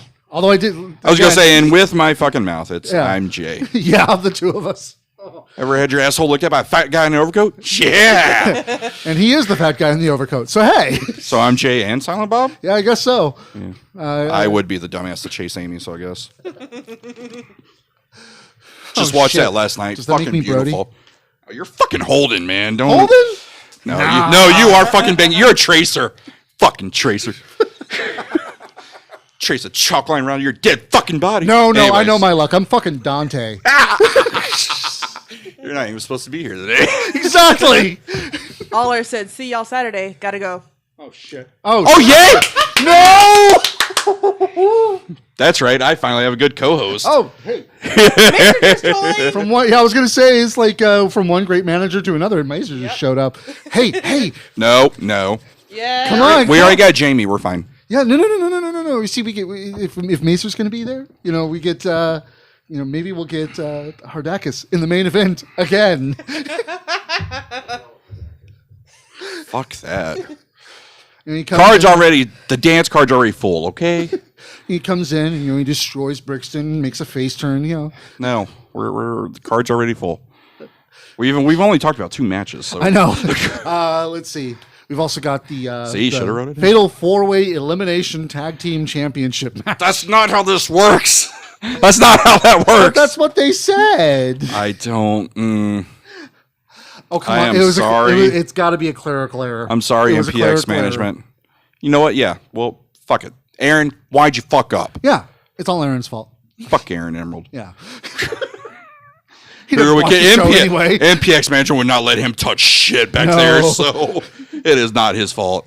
I don't know who to blame. I just fuck. There was a fuck up somewhere, obviously. But yeah, no, this match. Still going to be a fun match. Just the lead up was a little lacking, I'll say, but I am looking forward to the match itself. I'm looking forward to it because Satan comes home. It's 8 awesome wrestlers. 7 awesome wrestlers. Yeah, have fun guessing which one I'm kicking out. I'm just like sitting here going, it's like, oh. Yeah. It's like you got the. I'll never tell. I think I know which one it is, and I know why. But I like all 8. Yeah. No, it's 8 awesome wrestlers. I really wanted to try awesome to just go with it and be like, oh, people are going to constantly ask me Saturday, who the fuck do you not like? Who is it? No, I like all 8. I mean, yes, I give Sebastian Schaefer a hard time, but they're really good. Yeah. And obviously Silver's been a favorite ever since I started going to MPX. I want to see more of Bane. I like Bane from what I've seen. He is still young, so I think there are things to work on, but every time we see him, there's something added that makes me just go, holy shit! Like he's got that. Mm-hmm. He's got that just presence that when you see him immediately walk out, you're like, oh God. And then you see him in the ring, you're like, all right, little step. Oh, okay, that was good. Like he gets better every time I see him. And then of course everyone knows I love Wes and Tommy and Sky and Dimitri. So this is gonna be a great match. Again, I don't like the setup. No, I don't like that it's a fatal 4-way elimination. But it's still gonna be a very fun match because again, it's tag teams. Yes. Yes. It's the closest we're getting to a tag team tournament anytime soon if management has their way. And the fact that we keep bitching about fatal 4-way and elimination, they're going to be right there. You know what? Fuck you. I tried to give you a good tag team match and you shit all over it. Fuck you. That is exactly what we're going to hear Saturday. Yeah, no, it is. I'm sorry. You're the one nitpicking. I'm laughing about it. It's the hill I'm going to die on. You can't have and you're more likely to die on this hill than and elimination in the same sentence. It doesn't work that way. Honestly, I understand. Although I gotta say, I think this is the first time we've seen this match set up since the Cool were MPX Tag Team Champions. Yeah? Yeah. What are you talking about? Having an elimination tag match? Yeah. No. We have bound to have more. It's the last one I can remember. There's bound to be more elimination tag matches than that. Because when the Cool did it, they lost it because it was the Bear Fighters, the Cool. No, actually, the Bear Fighters. Berserkers. Not the Barely Gentlemen. Oh, okay, yeah. Hey, they're in this match. They are actually. Congratulations, guys! You're back in this full circle. I don't know. Maybe one day we will get that reunion, and it'll be truly full circle. I don't think they want that reunion. Possibly, I don't know. Schaefer is backstabbed I'm telling you, Sebastian. every partner he's had, he's backstabbed. Just wait for it. You know, he's going to find a new director. If they're going to do it, I kind of want it to be flipped. I'm telling you, he's going to get a new director. It's going to be adult film director, Larry Canis. Now they're back together. Oh, thank you. That's too perfect. I know, right? My fucking God. It's awesome. Do it. Oh, dear. Oh. Fucking do it. I, at the same time, don't want to see it because I hate watching tag teams blow up like that. And that would just be amazing, too. We're talking Menage a Trois levels amazing. I'm trying to find I'm trying to find a way to work CJ in without making it too... obvious. Well, not even that. Just not. I don't know. I just. I don't know. I want CJ back, and I want to give him a mic. I was gonna say it's like you have the script flipped and have Sebastian fire his actor. Yeah, and then Schaefer goes and is like, I got a new director. Yeah, that or Larry's the new leading man. It's all mad. Oh, that would be funny. But this match will be great. Oh yeah, I get. Yes, I do have problems with the way it's worded and the way it's presented and the build-up. However, the 8 participants in it are going to knock it out of the park. Oh yeah. And honestly, I do like it being an elimination match because, like I said earlier, it means that regardless of anything else, the tag team champs have to be beaten for the belts to change hands. Yep, and I mean.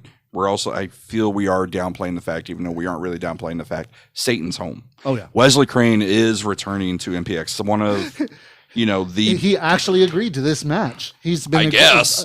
He was with it the whole time. Apparently. Yeah. But no, Wes is finally, it's, again, one of the most beloved wrestlers to the Addicts, and also one of the greatest MPX champions we've had in recent memory. Finally coming back, and it's one of those where he's one of those that he should be featured a lot more. And yes, that is my personal opinion, obviously. The thing is, I can actually see the winners of this match being any of the 4 teams. It's like yes, Immortal Savages are kind of really the dark horse. You've got the story of Tommy. I don't even count them the dark horse because we've seen them work as a team. Yes, I love Tommy. Yes, I love Wes. I don't know how they are as a team. Well, it's apparently they're tearing it up north.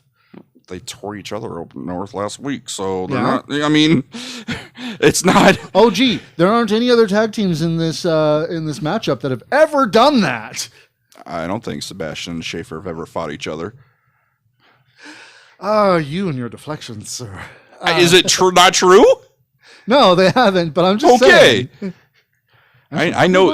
I know. In order to team with Silver, he has to beat the shit out of you first. That's just what I've heard. So I know Bane and Silver have fought.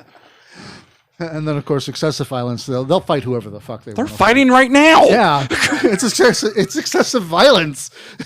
It's what they do. But no, one of the reasons we never really understood why they weren't. Yeah. But again, this match is going to be great. It's one.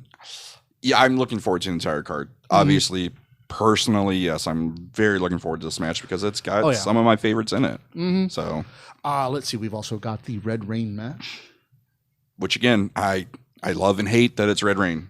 I know, but again, like you kind of convinced me a little bit, knowing that Dave has got Tatum to where he needs to be for this match. I do feel Dave is going to be able to get the Tatum that we need to see. We're going to get, yes, we'll obviously have Ultraviolent Dave. We will have Philly Dave. We're going to get South Lake Tatum? Like the mean streets of South Lake, really? The mean streets of South Lake. We need something better. We need, the Dragon. We're getting the Dragon Tatum Manning. The Dragon Tatum Manning? The Carol Dragon, South Lake. The Dragon Tatum Manning. I like that one. We're going with that. We're getting the Dragon out. But no, this is, I do feel this match is going to be great. And again, like I was saying, what I was saying about Red Rain is while I'm saying it may not be the most violent Red Rain we had, it's not by blood standards because obviously last year, no blood. And last year, I mean, correct me if I'm wrong, didn't it win match of the year? Legs and Sky? Legs and Sky? I believe so. So it's one of those where, Red Rain is very, if you look at the history, it's been some of the best matches. It's been very violent. Yes, Dave can do it. Tatum probably will be up there because Dave's not going to let him not be up there. Yeah. But it's just one of those, we haven't seen it. So it's kind of like unproven to me. Yeah. Again, looking forward to it. Just maybe the Fatal 4-Way tag should have been the Red Ring. Maybe. It's excessive. I mean, but no, that would be way too much. 8 people in Red Ring would be way too much. Yeah. But I am looking forward to this. They would have to get yet another new canvas because it would have to be it would be buckets of blood. Everyone would bleed. Maybe even Sebastian. Yeah. I don't know. I feel like if Sebastian was in Red Raid, he would just sit at the commentator's table and be like, I'm not taking part in this shit. Schaefer's got it. He's good.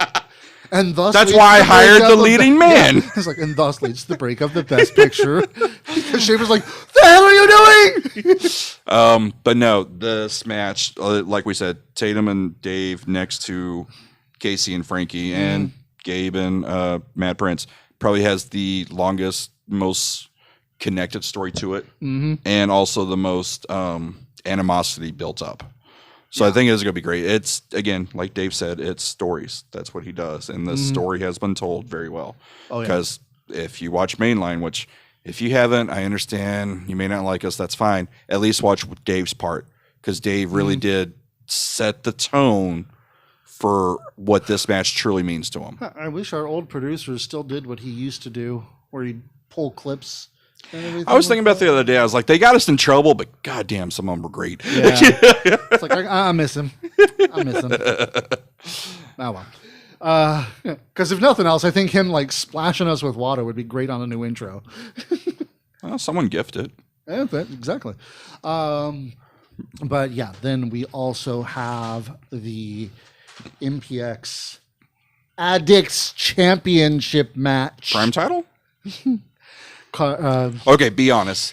If Exodus does retain, you have to go mainline and say the prime title. Honestly, I think I will. It's like, God damn it. I guess it is the prime title. What the fuck?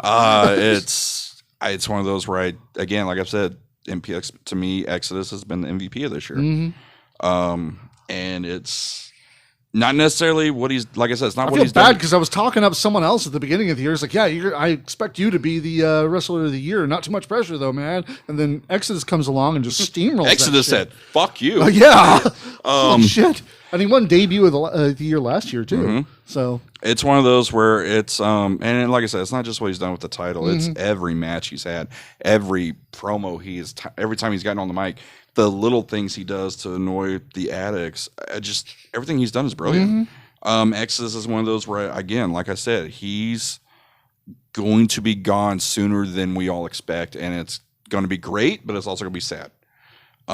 Because he's going to start getting booked everywhere and on bigger stages, and not bigger stages. I didn't mean it that way. I mean he's going to be featured more places, and we're not. Say better. Yeah, that you're dumb for that one. But he's going to be featured to where we're not going to get him every Saturday. He's going to be a T-Ray. He's going to be too busy to come to MPX every Saturday. Like we've been lucky to get him. If Sunday was any indication, he'll have a chance to prove that later. Yeah, he will. But again, that case in point, what we'll talk about later. There's already a company that's pretty much eyed him as a future, and they're going to build something around him, which is great. But no, Exodus and Kirby's going to be amazing.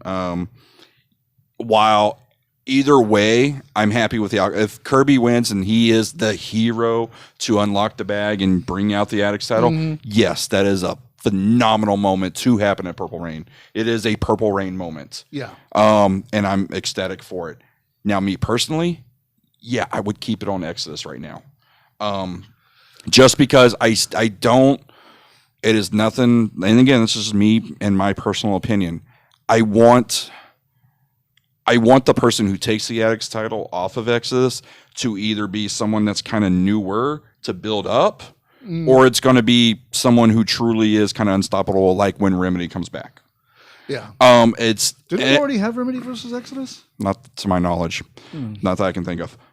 But to have, like I said, again, to have Kirby do it makes the most sense because he is Mr. MPX. He is the heart and soul of Metroplex Wrestling. Exactly. He's our Tommy Dreamer.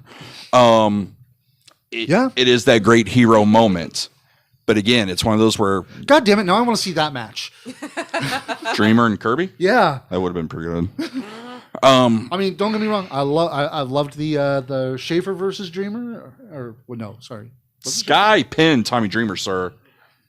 I heard about that forever.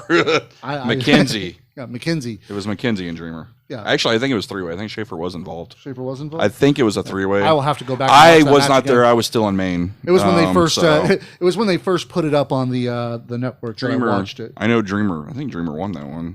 Yeah.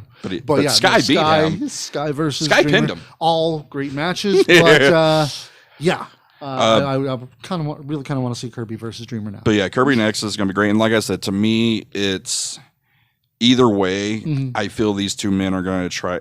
Every man's going to try to steal the show. Oh yeah.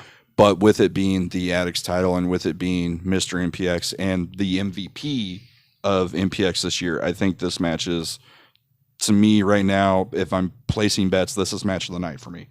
I'm going to agree. And it's one of those where, yes, Jackson Brixton is going to be great. That's even thinking about the next match that we're going to talk about too. Yeah. Yeah, every match is going to be great. They're all going to be amazing. They're all going to try to steal a show. Just to me, I think these are the two men to do it.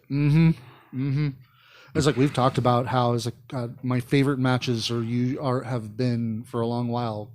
Kirby versus Dexter, Dexter versus Exodus was freaking amazing, which can only really lead to, Exodus versus Kirby, unless something happens. It was so great to see Dexter last week. Yes, but he wasn't there. He said right. So. No, he wasn't. Yeah. He wasn't there. I don't know who that was that just came out and waved. Yeah, but Exodus versus Kirby. I am expecting I really hate making the Meltzer comparisons here, but I'm expecting a 5-star match on this one. Yeah, you gotta stop mentioning DM on our show. Yeah. FDM. I agree with that. At least you're not mentioning JC. Yeah. FJC. It was Tommy versus Sky. Tommy Dreamer versus Sky. It was Tommy Dreamer versus Brent McKenzie. And Tommy Dreamer versus... Oh, shit. We had him 3 times. Okay, cool. Yep. Tommy Dreamer versus Schaefer. Okay. Schaefer versus Dreamer is the one I watched. I remember Brent and I remember Sky. For some reason, I'm sorry, Schaefer. I don't remember. It was both of those, both Brent and Schaefer. I was that still one's on the network. So. Go watch it. Yeah, I need to. You know what? Honestly, we should really watch and review a lot of the old shows. Yes, we should. But we actually have to find time to do it. Make content out of that. I'm pretty sure I've suggested that before. We both have, and neither of us have actually done it. Well, let's put it this way: I don't have any of the equipment. It has to be you that says, "Hey, are you free this day?" You still have to watch the fucking show. Oh, I thought you wanted to do a watch along. You wanted me to watch it separately and then talk about it. That's gonna be. You have to figure out a date. That's what I'm thinking, like Mystery Science Theater watch along type shit. You know, that's no.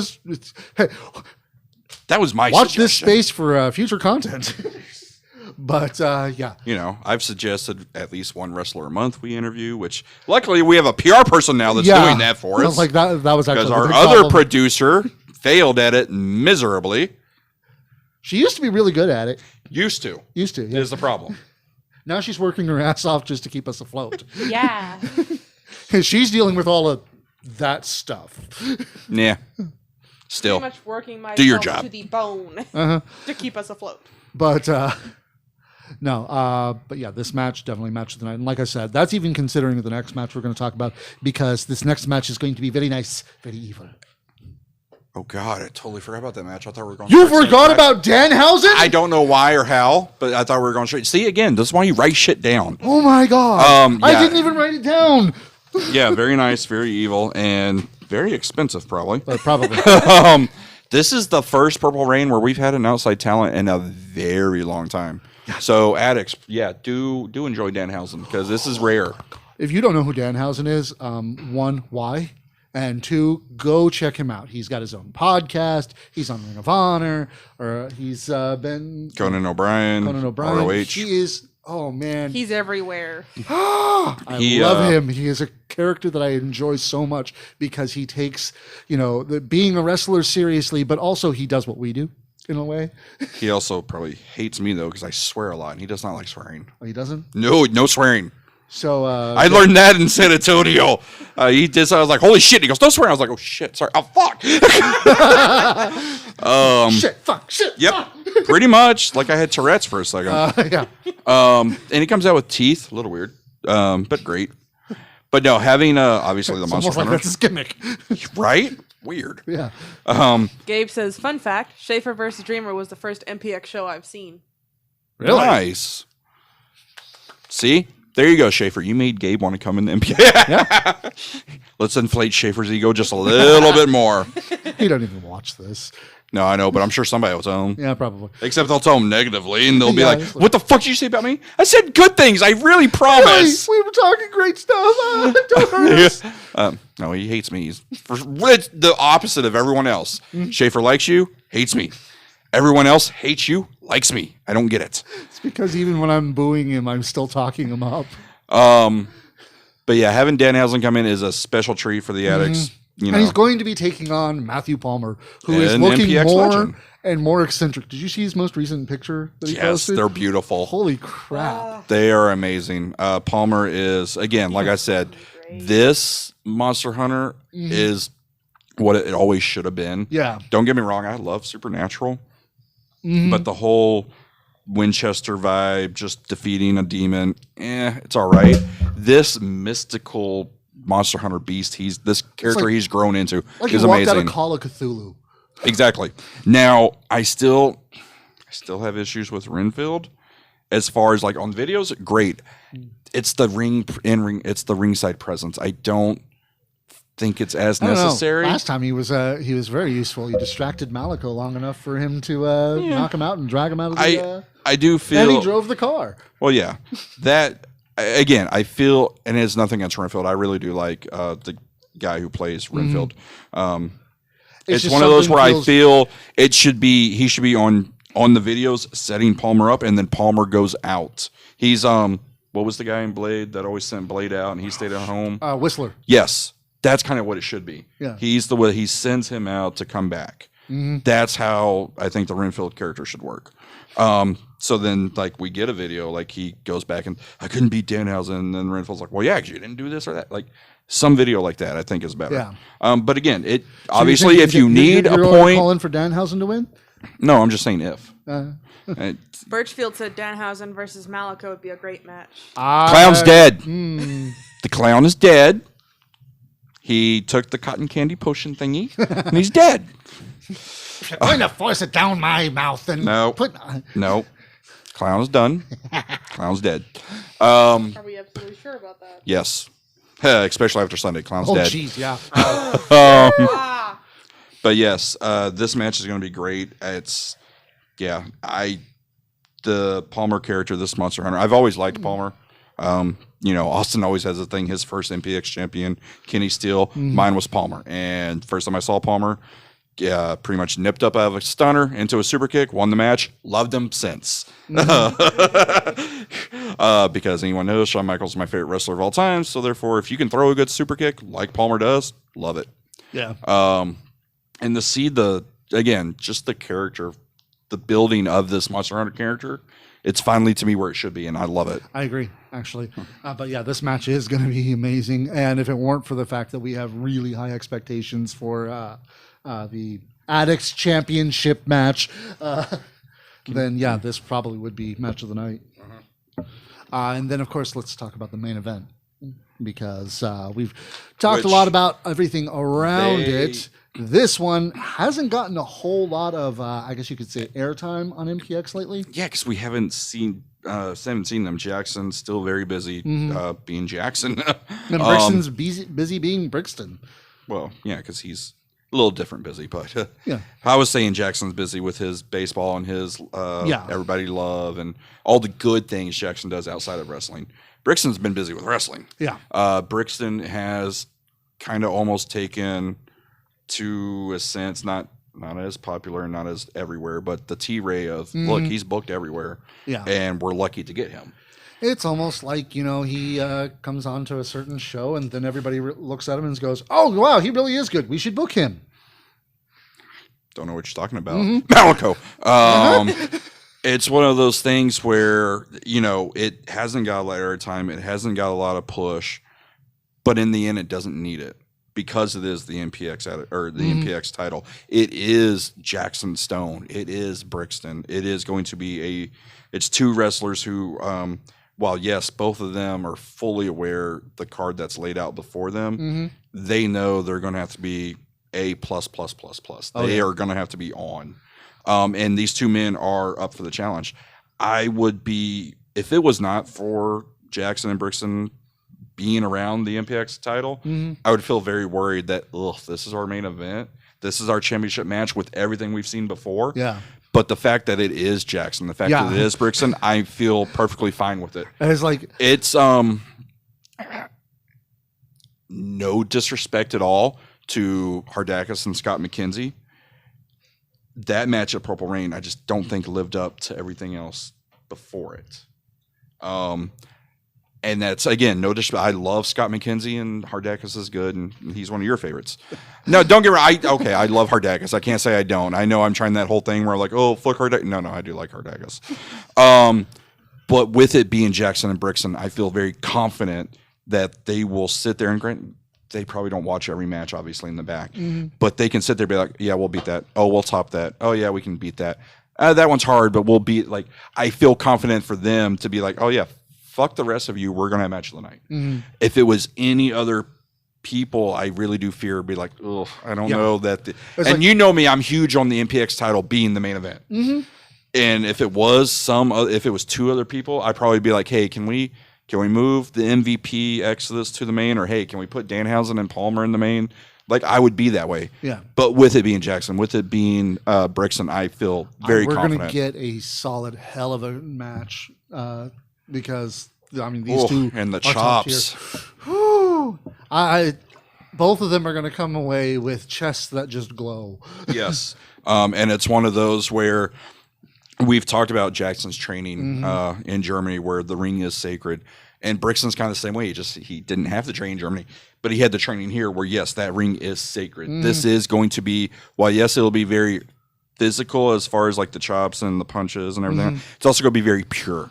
It's going to be a match that I don't think a lot of addicts will expect. And it's going to be a great pure wrestling match. And I'm all for it. But yeah, and the thing is, again, I'm not even sure who's going to win this one. I don't either, because part of me is one okay, I don't want to take the title off Brixton. I really don't. I think he could have a longer run. And it's also one of those where, to me, I feel Jackson, and I hate using the analogy again, but Jackson could be our Tommy Dreamer, to where he's that guy, but he never gets the title. Tommy never held the ECW title except for a brief second. I was going to say, a brief second, and then Just Krogel beat him. And then in the watered down ECW, he got it. But And if it wasn't for Raven and everyone else leaving, Tommy would have never had it. Tommy never wanted it. Paul Heyman never wanted him to have it. Mm-hmm. It was just a way to get it to credible. Now, with all that being said, because of the stupid side history lesson, that's how I feel Jackson is to MPX. He's always been that guy. He's the greatest MPX trainee to ever come out of MPX training. He is the... And he says this with his lips firmly attached to the Impact players. Yes. He is the superstar. He is all the star of the show. He's all these great things, but he's never held the MPX title. Mm-hmm. He's never held his home promotions title. He's held titles all over the world, not here. That's a story I really enjoy. Yeah. But again, it's one of those we talked about. If Kirby was to win that Purple Rain moment, the Purple Rain moment of Jackson winning that title, the reaction the addicts would give, the pop that would be phenomenal. It's just one of those. I much rather have the, I guess, sad story of Jackson can never win the MPX title, and then to me, because the way I in my head have Civil Disorder running the night, they're coming out with all the gold. So you have that moment of Brixton, Gabe, Exodus, Kari with something, all having a title on stage at the end to close out Purple Rain. Yeah. That I think is also great. That would definitely make for a hell of a future, and I think it would honestly cement them above pretty much every other stable. It really would. To me, it would. It was like, except for maybe Trust Fund? I'm not even I sure was about going that to say one. Trust Fund would probably be up there, just because, they've held all the gold. They closed out many shows like that. If you look when DTF, when one of them had the title, they never had the title. They never had the tag. They never had, at that time we didn't have the tags, but they didn't have the prospect. They usually just had the one title. Yeah. Maybe a tag. So it's not necessarily, like, to me, this is one of the most dominating factors. Even with Sky, Silver, Hardakis. Why can I not think of their name? Crypt? The Crypt. Even with the Crypt, while they were dominant, they didn't have all the gold. No. It was Hardakis. Yeah. Like the Impact Players, Creative Control, they never had all the gold. No. Silver Disorder would. Yeah. Silver Disorder would legit run MPX. That, I think, would make for an Honestly, incredible at that story point, later. I almost think they should get another member so they can have Exactly. Kari and someone else win the tag gold, regardless of who wins on Saturday. Yeah. I hate adding a new member, but it would make sense that, so that they do have all the gold. Yeah. Or hell, just have Gabe and Kari go win it. Or, his brother's already there. Yeah, true. Yeah. And Kari people have wanted Kari and Exodus in it wouldn't MPX be as the a first- team for a while. Wouldn't be the first time that the Addicts champion, it was also a tag champion. Exactly. Tatum. I mean, it's one of those where, to me, I want, and this is fantasy booking, and people hate it, but I would love to have Silver Disorder have all the titles going into Cold Day in Hell, where we get the Alone in the Dark match, or Alone in the Dark, I was whatever. going to say Alone in the Dark. Well, because they've done both. True. They've had Alone in the Dark match at Cold Day in Hell. that happened But either at way, Hell. to the Alone in the Dark match, which is theoretically our next biggest thing, to have, look, either they keep all the gold and this people go away, or this team wins and they lose all the gold. Instead of the whole disbanding and movement and stuff like that. Like, because we had, what was it, last... That is some interesting booking. The ideas. last Alone in the Dark was Jamie. If they get pinned, Jamie loses. And Yeah. So you could do it that way, to where, like, say it's Kirby and the Rookies. If they lose, Kirby has to retire. And then if they win, they have to forfeit all the gold. Like, and then we could have tournaments or fucking give them to whoever for pin, whatever. Man, clearing the board like that would be really interesting. Yeah. It's a true hard reset. Yeah. But, we'll see what happens on Saturday because it is MPX. It is live entertainment, as I like to say, card subject to change. Anything can happen. It's live entertainment. I know. It was just making me think I really wanted, because of the Sunday show we were going to talk about, when we did our show, and I meant to tell you and I forgot. I was like, I know he's going to use the card subject to change spot. Because you always do. You're always like, every promoter's 4 favorite words. And I was just going to say, it goes, my envelope is short. And then you didn't say it. You didn't say it, and I'm like, motherfucker. I tried to, but I think somebody came on. Yeah. No, I did say it. No, because I was talking about the first match. The way you said it wasn't that way though, okay. because I was waiting for that line. Yeah, you said card subject to change, but you didn't do the whole every promoter's 4 favorite words. Damn, and I was waiting for my envelope is short, and I was like, I wish God. I wish you had told me this after you were I done with know, this, but because then we could have used that somewhere else, man. It hit me because I was like, man, I finally had a great line, and we didn't get to it because the one thing you always say, you didn't say. You know what you need to. Okay, from now on, I'm gonna do a setup like that. I was gonna say from now on, I need to actually. Something new. I was gonna say from now on, I always need to tell you, like, hey, be sure, even though you always say it, be sure you say it this time. Yeah, it's like do the setup. But see, again, that just proves we don't talk about shit. Yeah, no, we literally just turn it on and go. This is all off the fucking cuff. I write down some notes and we. I mean, watch cards. HOT. It's god awful because we didn't really. We just went. Yeah, and I don't know. I get into MPX obviously because it's weekly, and it's not that I wasn't in the HOT. I loved HOT. It was great. I wasn't even planning on talking about all the matches. Well, no, that's fine, and it's one of those where this is weekly, so therefore there's something to carry on to. Mm-hmm. While yes, HOT did set up things to carry on to and did very well, it's not. I don't know. I wasn't into it as much. Now I am. If we continue, like Lucha Brutal, when we first did, I wasn't really into. But then we kept doing it, and I'm like, oh, okay. Oh, they actually do this. Oh, they do. Okay. There's something to get into. Yeah. So while this first show was not great, September 5th. The other show will be good. Yeah, I know. We'll see. It's not in March, so. Yeah, I'm worried about that one. But it's a high school gym, so, their air conditioning is at least going to be okay. Maybe. True. This is a middle of nowhere high school gym. Well, and we'll see. Some high schools don't have air, so. Yeah, true. But, HOT, Mega Brawl, size fight. That's pretty much all I could remember. Central Texas belongs to Marcus. Oh, it fucking does. Even with all the issues, still put on a hell of a show. Card subject to change. Anything can happen. Live entertainment. At least from what I've heard, his envelopes are not short. No. But he makes sure people get fucking paid. But yeah, unfortunately, some things happen. Still was great, and not only a lot of MPX talent, a lot of MPX addicts there too. Oh yeah, so that was great to see. This is like there were jokes about MPX. Some people not listening 14-day quarantines, but whatever. Yeah. But let's see. The starting match was supposed to be Chris Carter and Wesley Crane, but card subject changed. No, Carter got scared. Carter got scared. Carter was injured. Yeah. No, I didn't mean to do quotes that way. Carter was injured. Yeah. I meant Carter was scared, and I didn't do it early enough. But yeah, no, Carter unfortunately took a nasty spill from. I don't exactly know what I saw the clip. I don't know if the clip is what he got injured off of. But that clip was devastating looking. So yeah, we get Wesley Crane versus XD brother. Yeah, it was like Dmitry Alexandrov. No, Alexander Dimitrov. Oh yeah, Alex. Oh man, it's apparently don't give dementia people a microphone. Really? I'm sorry, he made me so mad. I understand that he made someone mad enough that they took over during the. And they should have. They should have taken over the whole show. I don't disagree. Sky Dilla Crimson. What else were there?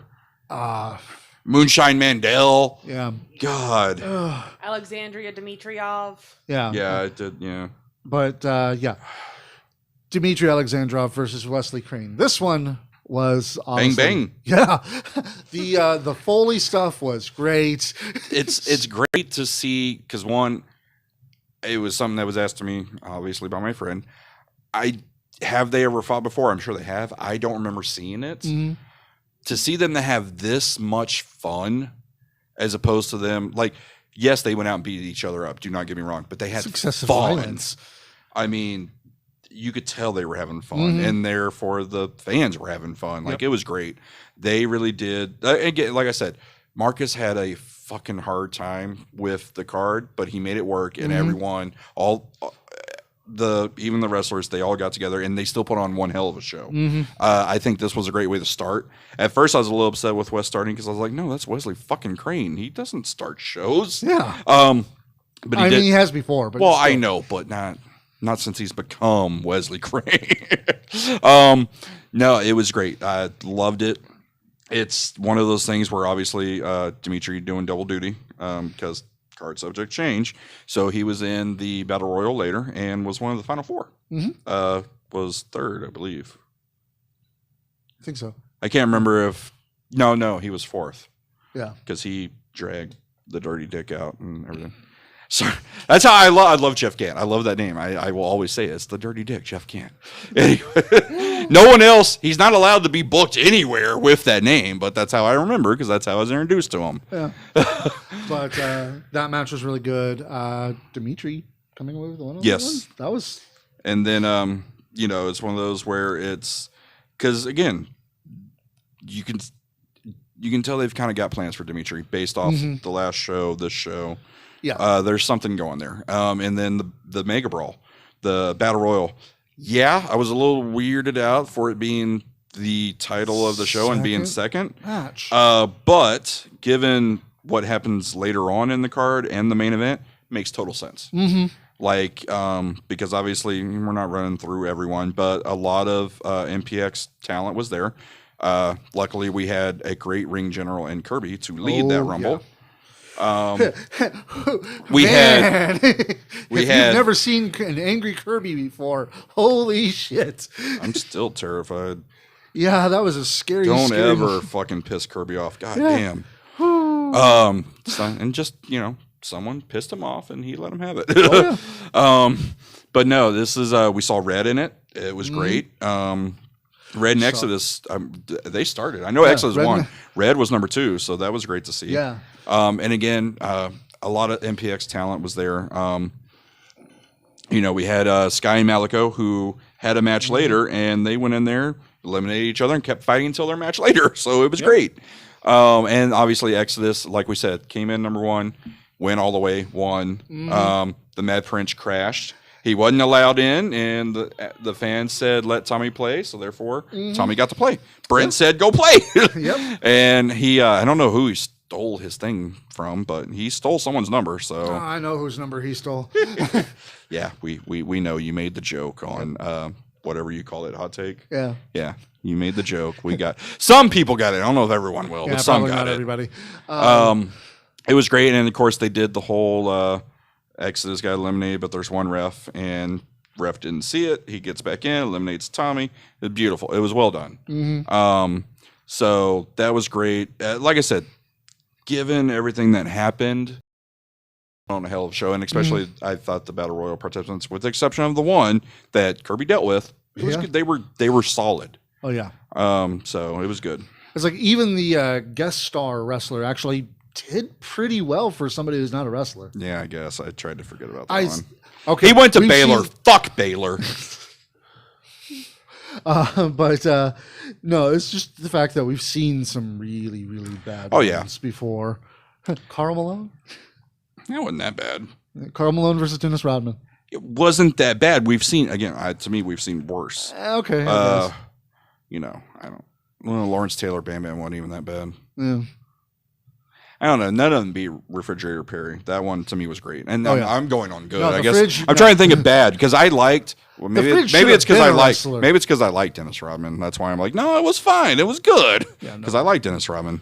But Arquette in the old days before he actually got fucking training. Yeah, and then Nick Gage tried to kill him. Yep. And that was Arquette's fault, though. Yeah. He will even admit that. I wanted to be a deathmatch wrestler. This was a bad plan. Yeah. He even admits, I wasn't prepared. I turned wrong and got stabbed in the neck. But no, that's, I guess Karl Malone. Jay Leno was probably the worst celebrity ever. Yeah. Of course, my favorite celebrity involved in stuff was would have to be Pete Rose, because just every time Pete got a hold of him. And he's actually in the Hall of Fame because of it. Yeah. Even though he was an asshole. Hey. But then again, this is the WWE. Still should have been a Hall of Fame. It doesn't matter. Trump's ass is in it. But and murderers like Snuka.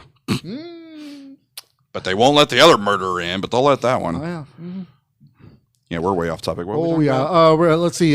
Malico versus Sky. Yeah, let's go ahead and talk that about was great. Obviously, it's supposed to be Malico, Sky, and Remedy. Remedy has a couple issues. Hope you get well. And Malico and Sky did not disappoint. It's not necessarily like I get, because obviously talking, I get the mousetrap on the fingers. Probably is not as painful as it looks. What bothered me was the slap. That looked like it hurt more than the placing of them on. But again, great match. We saw them go all out, and it's been a while since I've seen Malico in hardcore stuff, and sometimes I forget how good he is at it. And yes, I like Malico as a wrestler. I'm just terrified of clowns. Malico's fucking talented as shit. His promos, his character, everything about him. That's why I don't like him. He's a clown, and he's too fucking good at it. Yeah. But they were great. The match was great. Sky picked up the win with a huge, just running up, grabbing double overhead off the top rope through the table with full Legos, of Legos and Army Men. Was great. Was really, really good. There was a pizza cutter involved because, it was brought to you by Marco's Pizza and Mart. So, wherever fucking pizza chain they have out there in the middle of nowhere. Yeah, I got no clue. Yeah, that one was a really good match. And, of course, there was the main event, which was built up pretty well, in my opinion. Yeah, because early on you had, Brent, the championship committee, bringing out T-Ray, who has been a very dominant champion for HOT. Dominant champion everywhere he goes. Going against, who you dubbed the Thanos of MPX. You dubbed him that. Dubbed him the Thanos of Texas once, just because he collected every title. Moonshine Mantel. And obviously it was, Brent's like, this is my brother. This is the Sons of Texas. This is, which if you couldn't see what happened at the end of that match coming after that. Right. Yeah, Brent's all, this is my friend, this is my brother, blah, blah, blah. And, of course, we all know where that led.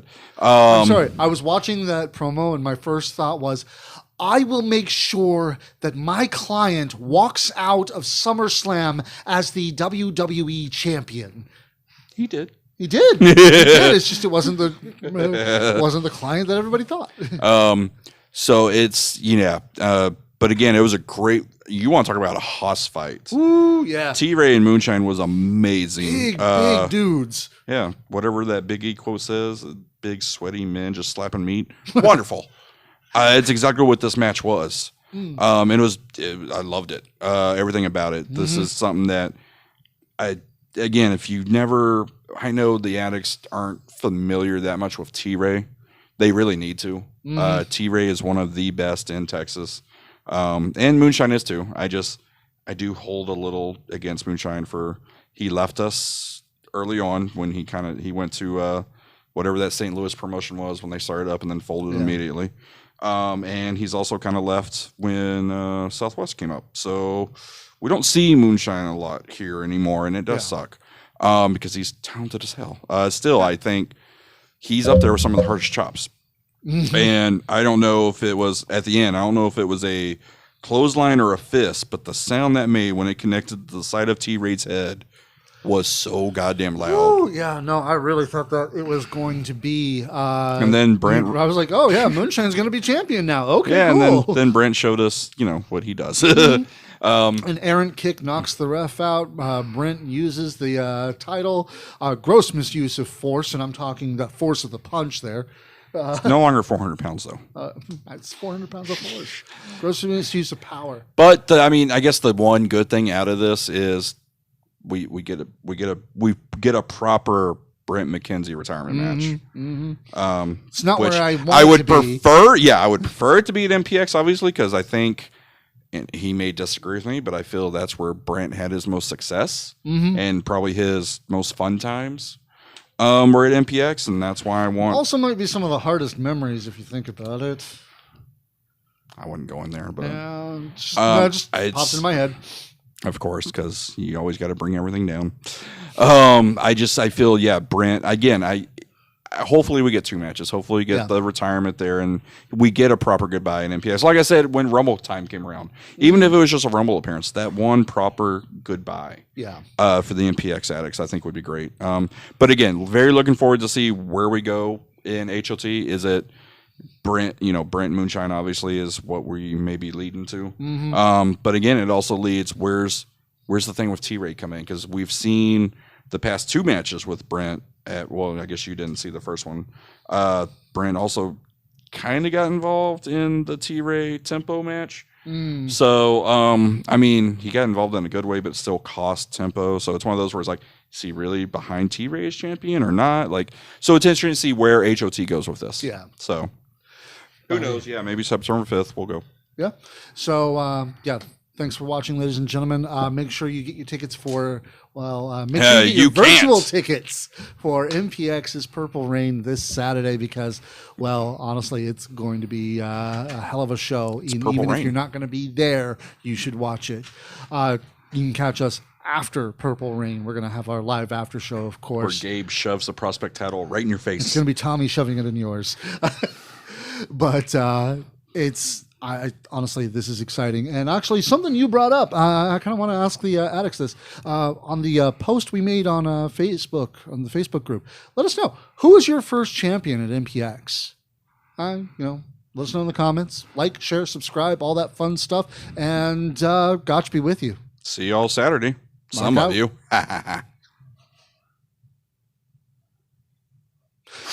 No, that was actually something that was suggested to me. Call to action to